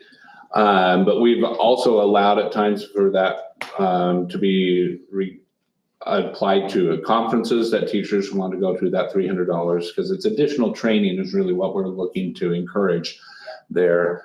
But this also allows, this new wording allows for an employee to request to go to some of those conferences. When we were talking about conferences before, that was kind of at the request of the district or the school. The school would say, here's this conference, we'd like you to go and learn this, and we'd take care of all those expenses.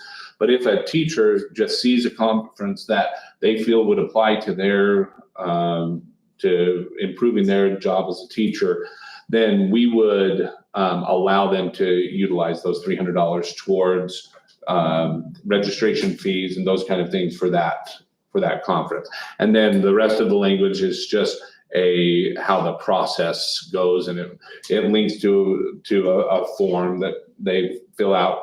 It's got to be approved by their principal and then someone at the district office, and then they can go forward with that. Is that the max 300? Is Yeah. that what you brought? Okay. Yeah, and it's been that 300 for several years now. Okay.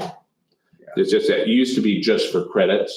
Now it just gives the teachers a little bit more flexibility. If there's something that's not necessarily credits at a university, but it's a learning opportunity that's going to cost them, it allows us to provide the dollars for that to happen. And sometimes credits are offered at those Yes, things as well, absolutely. too. Absolutely. That's nice. This is just updating the new benefit amount for health insurance.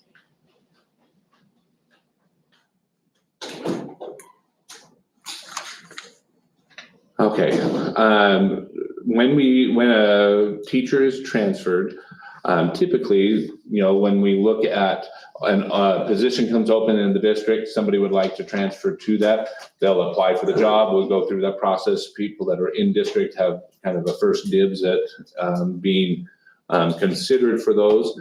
But sometimes, and we've had this situation even this year a few times, there's an involuntary reassignment, meaning we have a vacancy that we need to fill or a restructuring of a position or a program, and that requires us to move somebody into that position or into another position just based on the dominoes that fall. And when that happens, if the teacher is not asking to move, oftentimes that causes some distress with the teacher because they really like where they're at, they really like the subject that they're teaching, those kind of things. And so what we want to make sure is that a teacher that's in that situation, that has that involuntary, is being asked to do something that they don't necessarily want to do, that they have an opportunity to meet face-to-face with their principal and somebody from the district office, either Mrs. Pennington or myself, to have it explained to them why they were the ones that were selected and go through that process, so that at least they are able to understand it's not just a, sorry, you're being reassigned and that's it.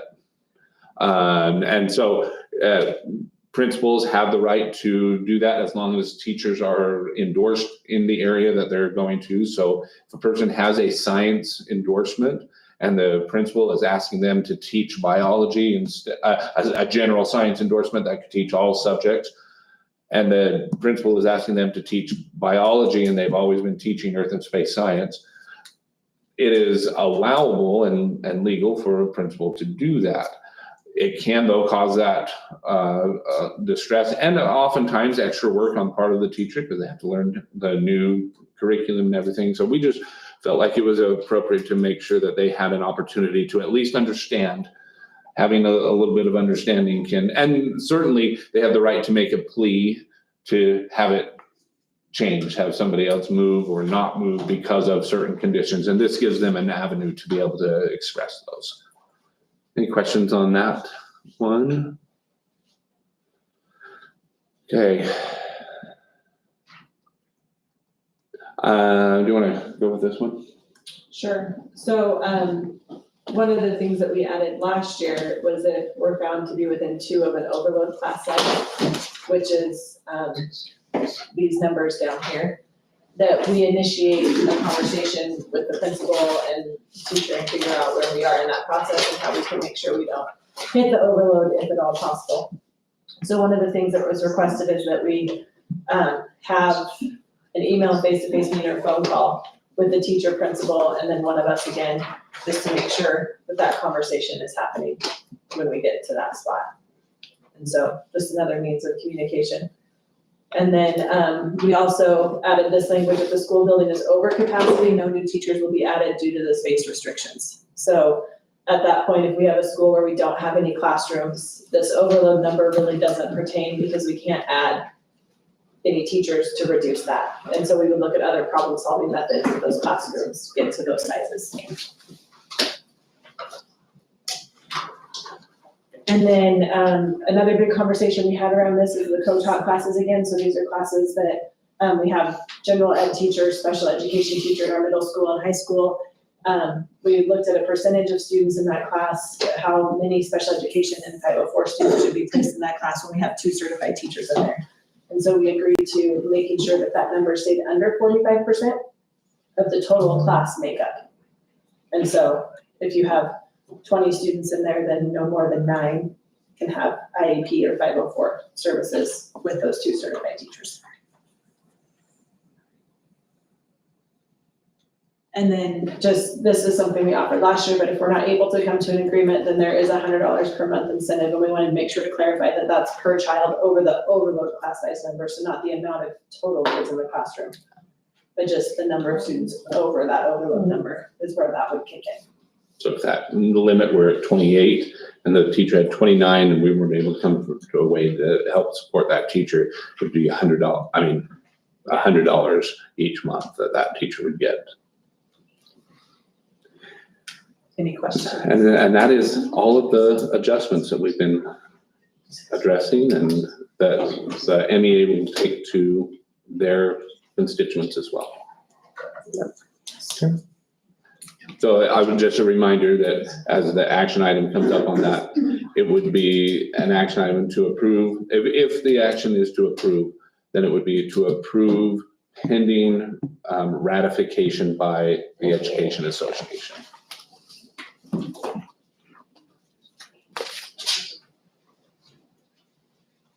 Any questions? Anybody? No, thank you. Thank you. All right, let's move on to the fun stuff. Review of the bond election. All right, I'm going to take the lead on this one. Just to officially declare it in the board meeting, our bond did not pass, but we received 53% approval on our bond. That was obviously not close to the amount that we need. We need 66 2/3% in order to receive that, in order to have the bond pass. As you look at this graph, can you make that just a little bit bigger, Lisa? Thank you. Yeah, that's good. What you see there is the grand total, blue line being in favor, the orange line being against. That's the top line is the grand total. The bottom is how each precinct voted. If you can scroll up, we'll show out where those precincts are. I think it's got a map on the bottom. Yeah, probably we better do that. So 029 is part of our, just that. If you can, I'm just going to go up to the television screen for a second, just to outline this, where our district borders are. Yeah. So our borders come down this way through this purple area. And then it jumps over and takes the freeway, and then there's a little piece that comes down on this part. But basically, you have the river, which is one of our borders, Gem County line, which is up this way, and then Canada Road, which is this eastern boundary.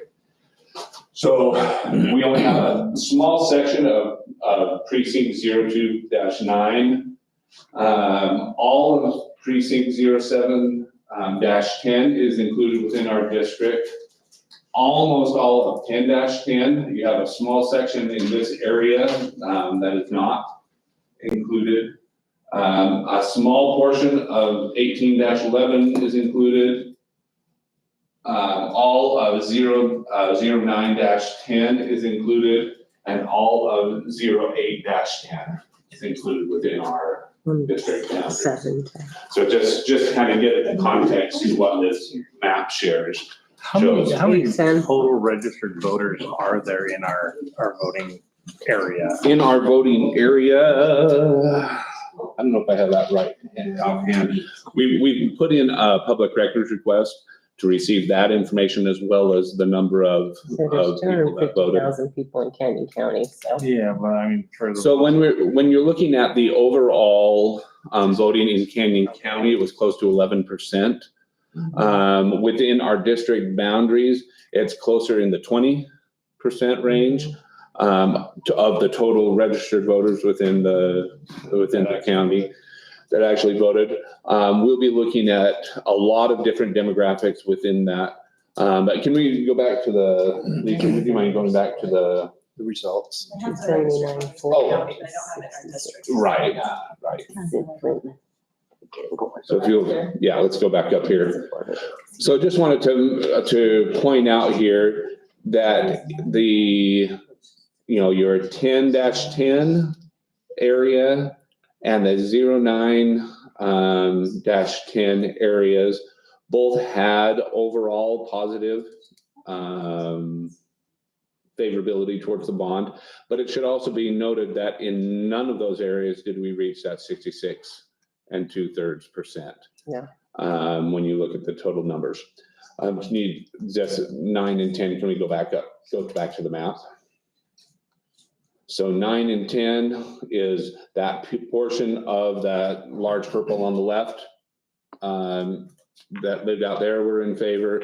10-10 is almost all within our district, that area.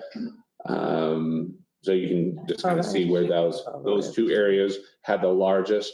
The largest against was the 08-10, the largest percentage, Which is where it would have been built. which is where the school would have been built. And so those are some things that we need to, I have that registered voter number if you. in our, Yeah.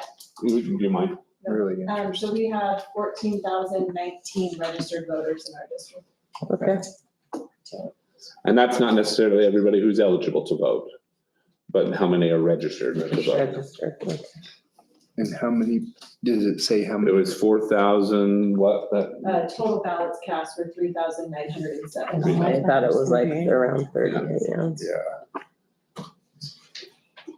so, so that's the results that we saw from the bond election. And I wanted to share with the board a few things that we're doing to try and assess the reasons behind the vote. Obviously disappointing, but we're just going to keep moving on, trying to figure out what we did and what we can do better. A couple of things. The first, we've sent out a survey to the survey was originally addressed to our parents, but we've been trying to spread it where we can. It'll be on our website and our social media later this week. We've asked people to share it within social media circles. We have some opportunities to be in the Gazette and Star Middleton magazine that gives us some opportunities to get that survey in front of more people. And essentially we're asking them questions. Did you vote? Did you, if you didn't vote, could you tell us why? If you did vote, can you tell us, if you're willing to tell us whether you voted yes or no? Up to this point, we released that survey on Friday, and we've had about 374, well, as of this one, it was 374 respondents, with about 80 of those respondents being people who shared that they voted no on the bond. And so there's some opportunity there to see. And they said why? And they've, Okay. not all of them Oh, shared specific some. reasons, but there, again, we'll be gathering that kind of data to try and get at what some of the concerns are. Some of the things that we are obviously, going to be looking at is I don't want to say misinformation as much as misconceptions. Things that people think are correct that are not, that they're basing their opinions on. Those are some things that those are some low-hanging fruit that we need to address. But there's still some general perceptions regarding taxes in general, regarding growth in our community, regarding the location and how taxes are. There's a lot of people who still think that this is a school for all of Star. Mhm. Not just Star that is in our district that pay taxes towards our stuff already. So that's another big thing there. So we're going to be working towards analyzing what those biggest misconceptions are so we can try and help identify that for folks. I think one of those things that is really important is that we push that information back up to our legislators, because they're the ones, I don't know how many times the conversation came up of, well, as people move in and build houses, they should be paying an impact fee. And everyone universally agrees, but somehow every year when we put it forward to them, it never makes it out of committee at the legislative level. And I don't understand, because it's a nonpartisan issue. Everyone agrees that if you build a house, you should pay into the area you're impacting. And I don't know how we They get just don't for traction schools on that, but, because they can't. right. Because it's ridiculous. It's literally a one-word change to our legislative edicts that don't allow schools to collect these impact fees. And it's ridiculous that we can't get someone to walk it through the doors and champion it. I think it's absurd. I don't. And just so you're aware, I've got one meeting already scheduled with one of our legislators that he's willing to have a conversation about that and other topics, but that's one of the things that he's willing to at least discuss. So we'll be working with that, but I'll be reaching out to I've started reaching out to our others as well, trying to get some time for them to see how that might work. But there's going to be resistance. The lobbyists that are in favor of some of that growth, in favor of some of that, are going to push back. And so we're going to have to look for ways to address that. One of the other reasons that it doesn't affect as many places in Idaho as it does here in Middleton, Valley View, specifically Canyon County. Probably more than any other place. Maybe there's a couple of spaces around Idaho Falls, a couple of spaces up north that have similar growth patterns, but everybody else is not seeing that growth, and so they don't see the urgency. Well, and honestly, I mean, it's almost too little too late, but the response, because every time we try and make an adjustment, pass a bond, this same topic comes up, and the silence from our legislators is deafening. Like, it's ridiculous that something that simple, that is that impactful, and like, it just needs to, it's not going to fund a school, but it certainly can help go towards lowering the amount that we need to build one. Yes. Well, and the misconception that comes out of that is it's up to the school board to change that, and we have no control. We're very handcuffed. And I might even share that through some of the comments.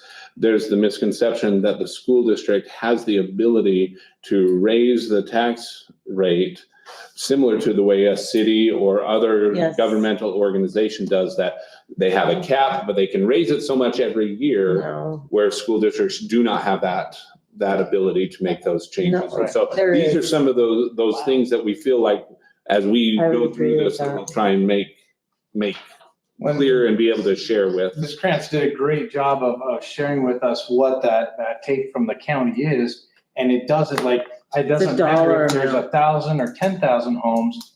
We're only taking that $2 million chunk, and it breaks up so it makes more divisors. It's just a math problem. It's not really. that we get More 10 houses times means that. a bigger divisor into right. one number. It means that we pay 10 times less per roof. Right. And I think that's just I don't know that people understand that that's how we pay for it. I think that was, I encountered that a lot, and I'm like, no. Yeah. We don't get magic money. I wish. Right. We wouldn't have to ask you for more. So we're going to continue having that survey open. It'll be something that I'll be able to share with you in our July meeting, what those results are showing. That's going to be super important. Very helpful. Another item that we're working on, we have made a public record request of the voter rolls to get an idea of some of the demographics that we're voting, the numbers in different age groups, the numbers in different geographic locations, so that we can identify better where our issues are, and where, for instance, how are our parents voting? Are our parents, are a lot of them voting? Are, the majority of the registered voters that are parents voting, or are they not? Are our middle-aged folks voting? Are our 65 and older voting? Because it won't tell you, each of those won't tell you the way that they voted, but it will tell you whether they voted or not. And so it gives you another idea, some of that information to So there you are. pull from. So we'll be gathering that Be information. able to know. Another thing that we're planning to do is essentially a calling survey. Once we have that public record request information, that we will actually call, and we'll kind of set a threshold of numbers of total responses that we're looking for. But we'll be putting that group together to make calls to folks that voted, to ask them additional questions beyond what we can get in a survey. That just allows for a little bit more conversations to dive into the whys of that. So we'll be working on that. We've started putting together a strategic planning group for future bonds, plans for the district. Some of the things we have to keep in mind as we start looking down the road is other items that are going to be on the agenda, on the ballot. Yep. Other things that are going to impact our community, the sewer system within the city, the decisions that the city have made recently in terms of taxation of those that live within Middleton city, that are, you know, they've got those, and then there's still more that are outside We of need to that have like range. a map that has one color for the Middleton School Taxing District, another color for the city, just so Yeah. people can understand what a taxing district is. Right, and so. That's a lot of the confusion. Right. And so we're going to be pulling that together and we've reached out to several folks that were a big part of what we were trying to do. We've reached out to others that were out in the community and were, you know, either influencing or otherwise, but we want to get that group together to try to identify what are some of our best options are moving forward. Again, trying to do that after we have this information so that we can use that information with that group to make recommendations, ideas that we can then bring back to you as a board to address. So those are some of the things that we're working on to address the bond itself and learning from the bond. Are there questions or comments on that item? Because we've got another that will kind of the outgrowth of that, the next steps we would have to take. Lisa, did I miss anything on that as far as the Stride. was concerned? All right, if we can then move forward, the next item is to talk about our elementary school borders. One of the things we have to do is look at our elementary school borders and balance them better. Right now, what you actually see during the bond campaign, we started out discussing Heights Elementary as 145% of capacity. We tried to make sure we kept that number consistent, but Heights was growing throughout the months that we were campaigning, and they actually ended the year above 150% of capacity. Mill Creek Elementary is right around that 114 range still, and Purple Sage was closer to that 80%. So one of the first things, and we explained this to our constituents as we were going through this process, so one of the first things we have to do is address those borders. But the first thing we have to do before we even talk about borders is talk about in-district transfers. Now, what I mean by an in-district transfer, and I want to make sure that it's clear, out-of-district transfers, the ones that come from outside our district boundaries, there are state laws that prohibit us from telling them to go back. So that's another item that we'll bring up with our legislators in terms of either allowing us to send them back or allowing us to charge them as they come in. That's a totally separate thing that we don't have as much control over. However, we do have a lot of students within our district that are attending the school outside of the boundaries that they live in. So for instance, a student that might live in the Purple Sage boundary is attending school at Mill Creek Elementary. If we start to change boundaries and we don't address in-district transfers, there's no point to doing that, because then they can, if they don't like it, they can just go and apply to go to another school. Or nullify everything. Correct. So one of the things that we'll be proposing, and all of this that I'm sharing with you, my recommendation is that this be a proposal that goes before you. I share that with you. You give me any feedback, and then we'll communicate that out to our parents so that they're aware between now and July's board meeting, that we can get that information back and share with you any feedback that the families have, because we do want to make sure that we're able to at least give them a voice. Because there were, part of me likes the idea of being able to say, well, you didn't vote, so, you didn't use your voice there, so, but we can't identify which of those did or didn't, and obviously we couldn't take those kind of actions. So we want to make sure that they have an opportunity to share, but we don't have a lot of time to do that with. And so the proposal that I'm going to share with you tonight, unless you as a board verbally tell me to shift direction, it's kind of the work that we'll be doing leading up to a motion and an action by you as a board in the July board meeting. Well, we have to equalize these things just for the sake of learning. Like we're just, and I'm sorry, because you have room at your school, but the party is over. Yeah, it's just, it's we have to do what we can, and the voters came back and said, do better with what you got. Okay, we're gonna do better with what we got, but the end goal here would be whatever, we can do to equalize that. And so part of that is equalizing the experience for the kids and too, so that, you don't have some situations where they're jammed in. So I think trying to lift that burden or at least level the burden across the board is just gonna be really important for us to be able to have a repeatable and understandable process and procedure for each school, because they're all going to be experiencing the same thing. Well, and not only that, we've got to be able to provide, Heights area has a large number of those areas that have already been approved. And so families are moving in. If we don't keep moving, their percentage is only going to increase, at which point we just can't keep up. So making this move.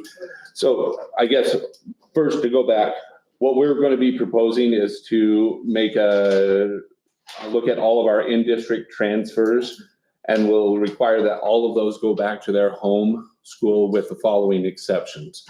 The students of employees, if the employee is working in the specific school and would like their child to be there in the same school, we would like that to be able to happen. Logistically, that's fair. Right. And we've been trying to balance numbers, and I've got Mr. Hopkins here to talk a little bit about some of the limitations we have as we move, because as we move, we need to be able to put some portables out at Purple Sage, but to be able to get those in place, there's just not a time to be able to make that move, pull them up, place them, get the necessary approvals from Caldwell and Canyon County. So what we're looking at initially on this first go around is what we can do with the available space within Purple Sage.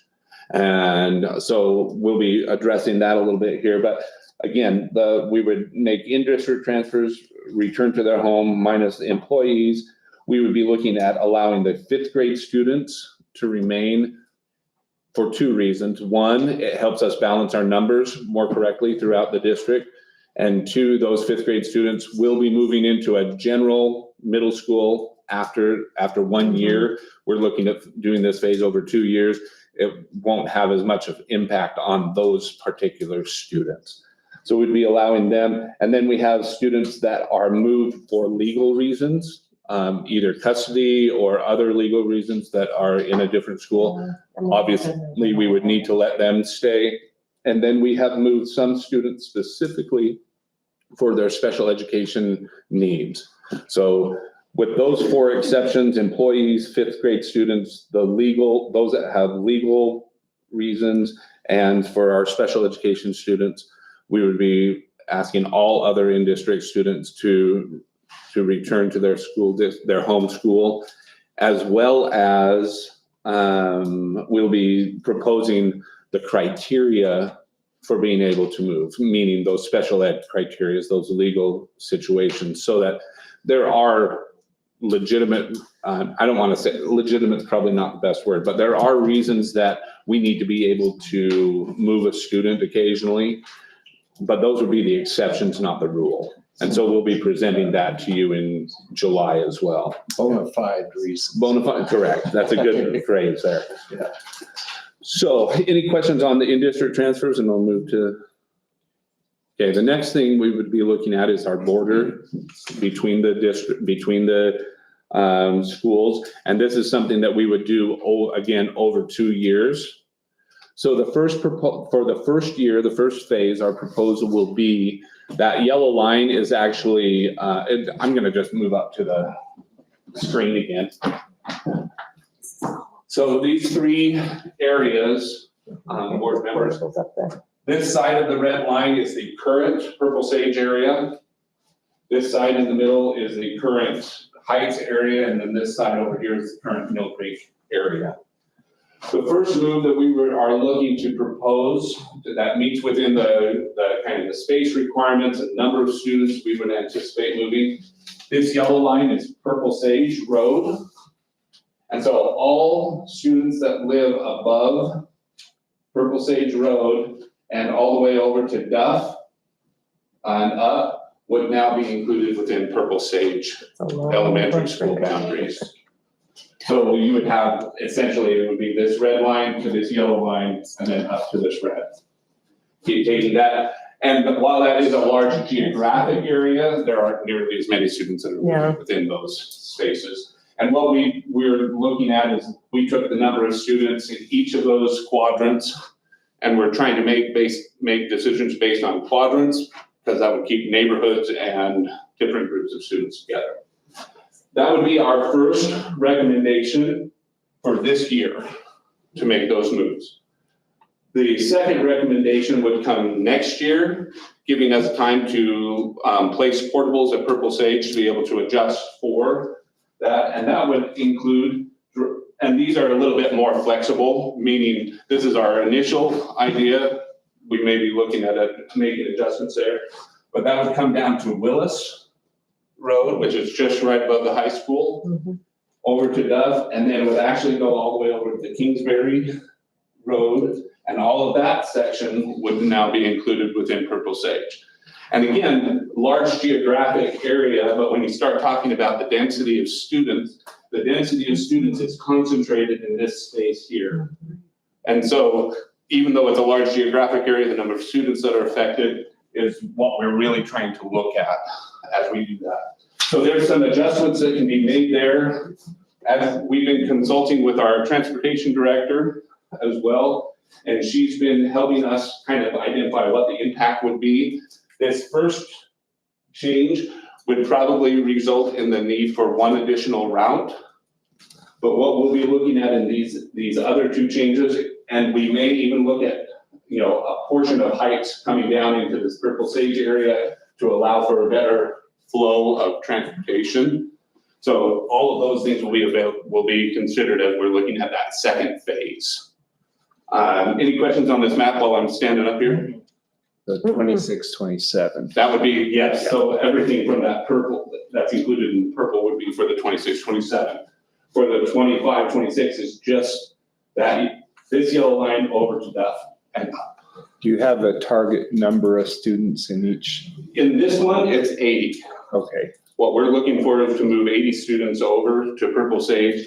And those students are, first, and that's after, the first thing we did was we sent all the students back to their home Then we're schools. moving maybe. And once we made that change, we're looking to put 80 additional students over into that school district, into that area. Where would those levels sit at that point? Where were those, The school levels. so I actually don't have that exact because we had a different arrangement first. The biggest And moving document you've ever seen. Yeah, but we're making that adjustment today, but the numbers finally worked out. Heights will still be, I'm gonna speak generally, right in the 120%. Mill Creek will be down below 110% of capacity. And Purple Sage will be up closer to 90% of capacity. But the goal is to move it so that all three are above, so that we've balanced that out. And the other benefit that will give us, once we get all of them above, is that we can say no to all out-of-district transfers for those three schools. But we can't do that right immediately for fall, just because we can't get all of the spaces ready With the classrooms, for fall.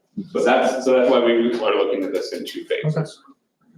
So I did ask Mr. Hopkins to come tonight to explain a little bit about how this will impact Purple Sage and the steps that he's taking. Mr. Hopkins, come on. So we'll have 3 classrooms available. There are no unused spaces, but there are spaces that aren't used as a traditional classroom. So we'll have 3 that are actually designed as classrooms, and they're already available. So that takes a computer lab out of the equation and moves some of our special programs into the computer lab, some of our support services into the lab. And then the lab computers will just be pushed in because we have one. That's depending on which grade levels end up filling. That would be between 75 and 93 right there. The music room is also an available space. It's not designed as a classroom. And then next year, there is already a place available for portables. So we're ready for that once we can get through all the fun with the county. Okay, Yeah, all the codes. fantastic. Are your teachers ready? We They're okay, right? we had a discussion. I said we're gonna have some new friends. We're all friends here. Well, we appreciate our teachers there. And I mean, it's a changes in fun, but we're doing it for our kids, so. So they're a tough group and they always keep the students in mind. They're resilient. Teachers are resilient. We've been at over 500 at some point in my 9 years here. It's if you look at our, Mhm. it's gone up and down. So we can do it. So right now, most all the portables are, of course, at Mill Creek. How does the acreage or the heights, how does the campus size and acreage compare Purple Sage to the other two There's lots of elementaries? them at Purple. We have quite a bit of space up There's there. lots of them there. They're pretty similar sized campuses, aren't they? The buildings themselves, Mill Creek and Purple Sage are similar in size for the building, but the property at Purple Sage is actually larger. That's what I was thinking. So you do have greater potential for It's gonna take portables a little there. practice. Yeah. But that's okay. Okay. Any other questions for Mr. Hopkins? No. Thank you. Thank you for getting right on it. Thank you. So the next steps that we'll take will be, unless you as a board direct me to start working otherwise, is we'll be meeting with all three elementary school principals Wednesday of this week to address, because we have the number of students in each grade level, where they'll go down, where they will go up. And then those principals will look at and will decide on how many positions need to move to Purple Sage in order to fill positions. We have the spaces available for those additional classrooms. First thing, once we've established the number and the grade levels for those, we'll send out an email to all of our elementary employees at both at Mill Creek and at Heights, because there was already going to need to be a transfer of at least one teacher from Mill Creek. It was originally going to be Mill Creek to Heights, but now what we'll have between Heights and Mill Creek is, 3 to 4 teachers that will have to leave one of those schools and go out to Purple Sage. So we'll work through that. We'll initially take volunteers that are looking to make that or are willing to take that move. But after that, once we've made those decisions, if there's no volunteers that come forward or we don't have sufficient, we will, as an administrative staff, make some determinations of who should go. And we'll work through that. Again, we kind of talked about that involuntary transfer process. We'll work through that process to make sure that the teacher has the ability to talk through their concerns over the move. Do we have a heat map of city and county permits that are open right now? I don't have a heat map of that. What I have from the city is over 3,000 permits that are available to be filled. Oh, I'm talking open, like started and. Yeah, I do not have that list of the number, but I can get that as part of. I think that plays into this too, with when and where we're making those adjustments, because if there's open permits ready, and they're scraping dirt, that means they're gonna be built. Well, they're scraping dirt all around there. Right. So, but I think overall, one of the biggest misconceptions of people that I talked to that voted no for the bond said, well, we have unused capacity, use that first, not realizing, well, we are so over capacity as others, but they just looked at, wow, there's some room at Purple Sage. Yeah.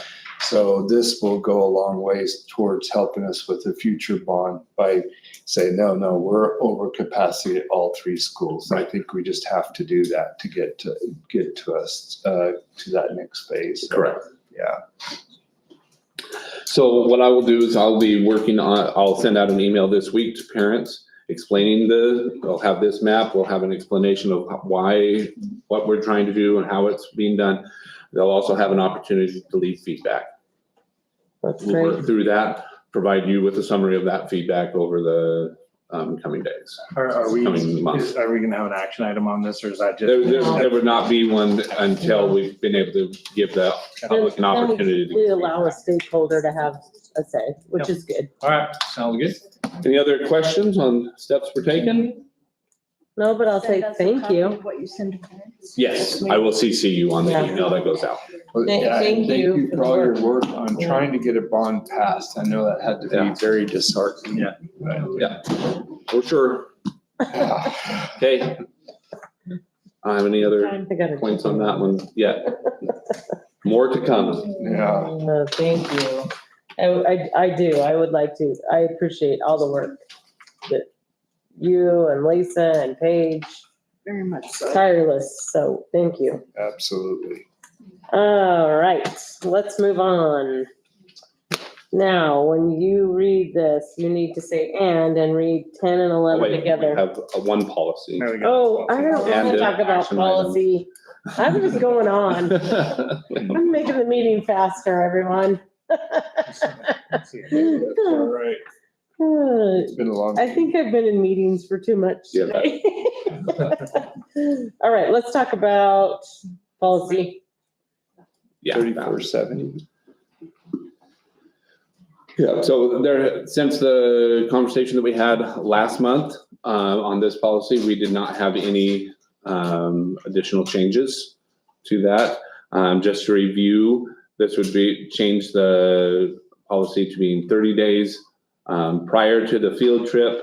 There would be regularly scheduled district and state contests for high school activities, high school activity association, meaning athletics, as well as the addition of Idaho Career Technical Student Organizations would be scheduled and would not need specific board approval for each of those. However, every 3 months, building administrators would submit a report to the board outlining the trips to meet that criteria. Additionally, out-of-state parameters would apply for out-of-state trips of greater than 50 miles. And at the board's discretion, groups may be asked to report to the board either written or in person at a regularly scheduled meeting. Would you mind moving to that other document? And maybe can we expand it a little bit? So these are just some of the fields that I was looking at, and essentially I went through from our form to identify this would be what an overnight, the out-of-state overnight trip planning report, the thing that would happen every 3 months, would come from each of the principals. Now, primarily, it's going to be the high school, occasionally the middle school, and very rarely would you have an elementary school trip that would meet these criteria. But so you would see, as an example, you have the date of the trip, the name of the group, the destination, whether it's overnight, the type of activity, the approximate number of students, the coach and supervisor name, the cost to the students, the cost to the district, and then the number of, it's not on there, but would be included the number of chaperones, adult supervision that would be included. Is there any, because we can make this report have any information on it that you need, but is there any additional information that you would like to be included as part of that 3-month report?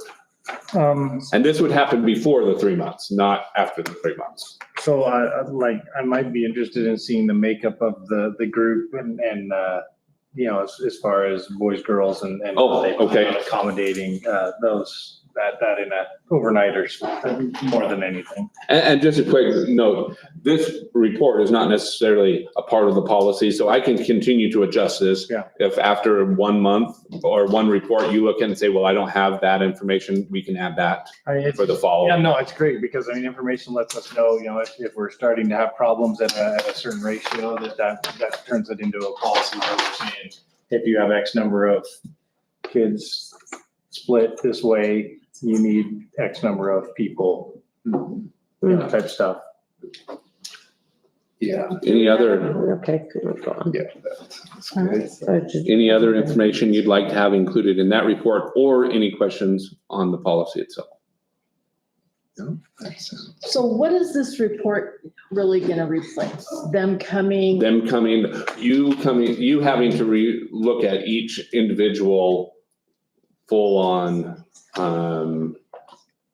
Form of report. what they're doing, Right. It's the old application condensed. condensed. Yeah. Which, And so this would become part of the, and again, the biggest thing, this is only for those, the only thing that this actually adds to that, that allows it to happen, is for the Idaho Career Technical Student Organizations. And- So these are like FFA, BPA, the Skills USA, all of those have very established, similar to our IHSAA, have very established events that our students attend every year.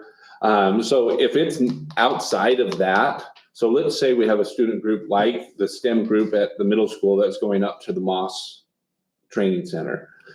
That would still come before you as a board, like all of the others that have come. These others, though, become just a repeat each year, the same event, because our students attend every year. And rather than, to kind of equalize it, we would either need to start requesting that from all of the basketball games and the track meets, those kind of things, so that all of them are doing the same thing that way, or condense it and make it so that we've got a spot for you to be informed. Because right now, outside of producing the athletic schedule, there's nothing that reports to you as a board when those are out of district and when are, because of the way the policy was written. This adds the CTSO to the IHSAA events, and then creates a report that you see every 3 months that shows you what's happening, where the kids are going, how, and then that also gives you an opportunity to ask questions that we can then take and say, okay, the board was okay with these 6, but this 7th one, that information doesn't jive, with Yeah. what we would expect to I see guess I'll happen. have to see it to see. Anyway, I just want to say I'm concerned about not knowing ahead of time about overnight trips But this will give you that information. in 3 months, Well, it gives you 3 months ahead. every 3, ahead? Yeah, this isn't. Yeah, this happens in front. Oh, Yeah. okay. It happens in front of the 3 months. So, Was for that instance, so? in the fall, it would be so every 3 months, building will submit a report outlining the trips that meet this criteria. So probably what we need to add is the wording that says in advance of the trips, but that was the Yeah, 'cause I did intention. not, I thought it was gonna come after. No, that's the intention, is that it comes before. So for the fall, you would expect to see that in the August board meeting Okay, before any of those trips happen. And then in October, you would get the ones for the winter, and so. okay, that makes a lot more sense and kind of brings down my anxiety. Okay, so I will add the words in advance, Okay, and then if there's anything else, any other questions on this policy, this would go in the second paragraph. What is there for, an opportunity that just comes up out of the blue and doesn't fit within there? Then it's the original, what we've always been doing is still a part of this. Okay. The only thing this does is it adds the CTSO, the career technical things, to the IHSAA, and it adds the report, which is something you weren't getting before, that included Okay. IHSAA. I guess I'm just wondering how did this all come about? Well, what we were running into, and for me, it was just a Redundant. logistic bureaucracy thing that was getting in the way of what actually was happening. These students were coming, and this was an activity that happens every year. Well, And so they're essentially reproducing this, okay, and adding it to, but if that's what's happening and that's what regularly happens, and these are regularly well-established programs, which the CTSOs are. yeah, Just like district. But yeah. but everything else still has to do what they've always done. Okay, Mhm. so on number 5, then it says names and numbers. Are you going to have numbers on this? Isn't that on there? It doesn't have names on it.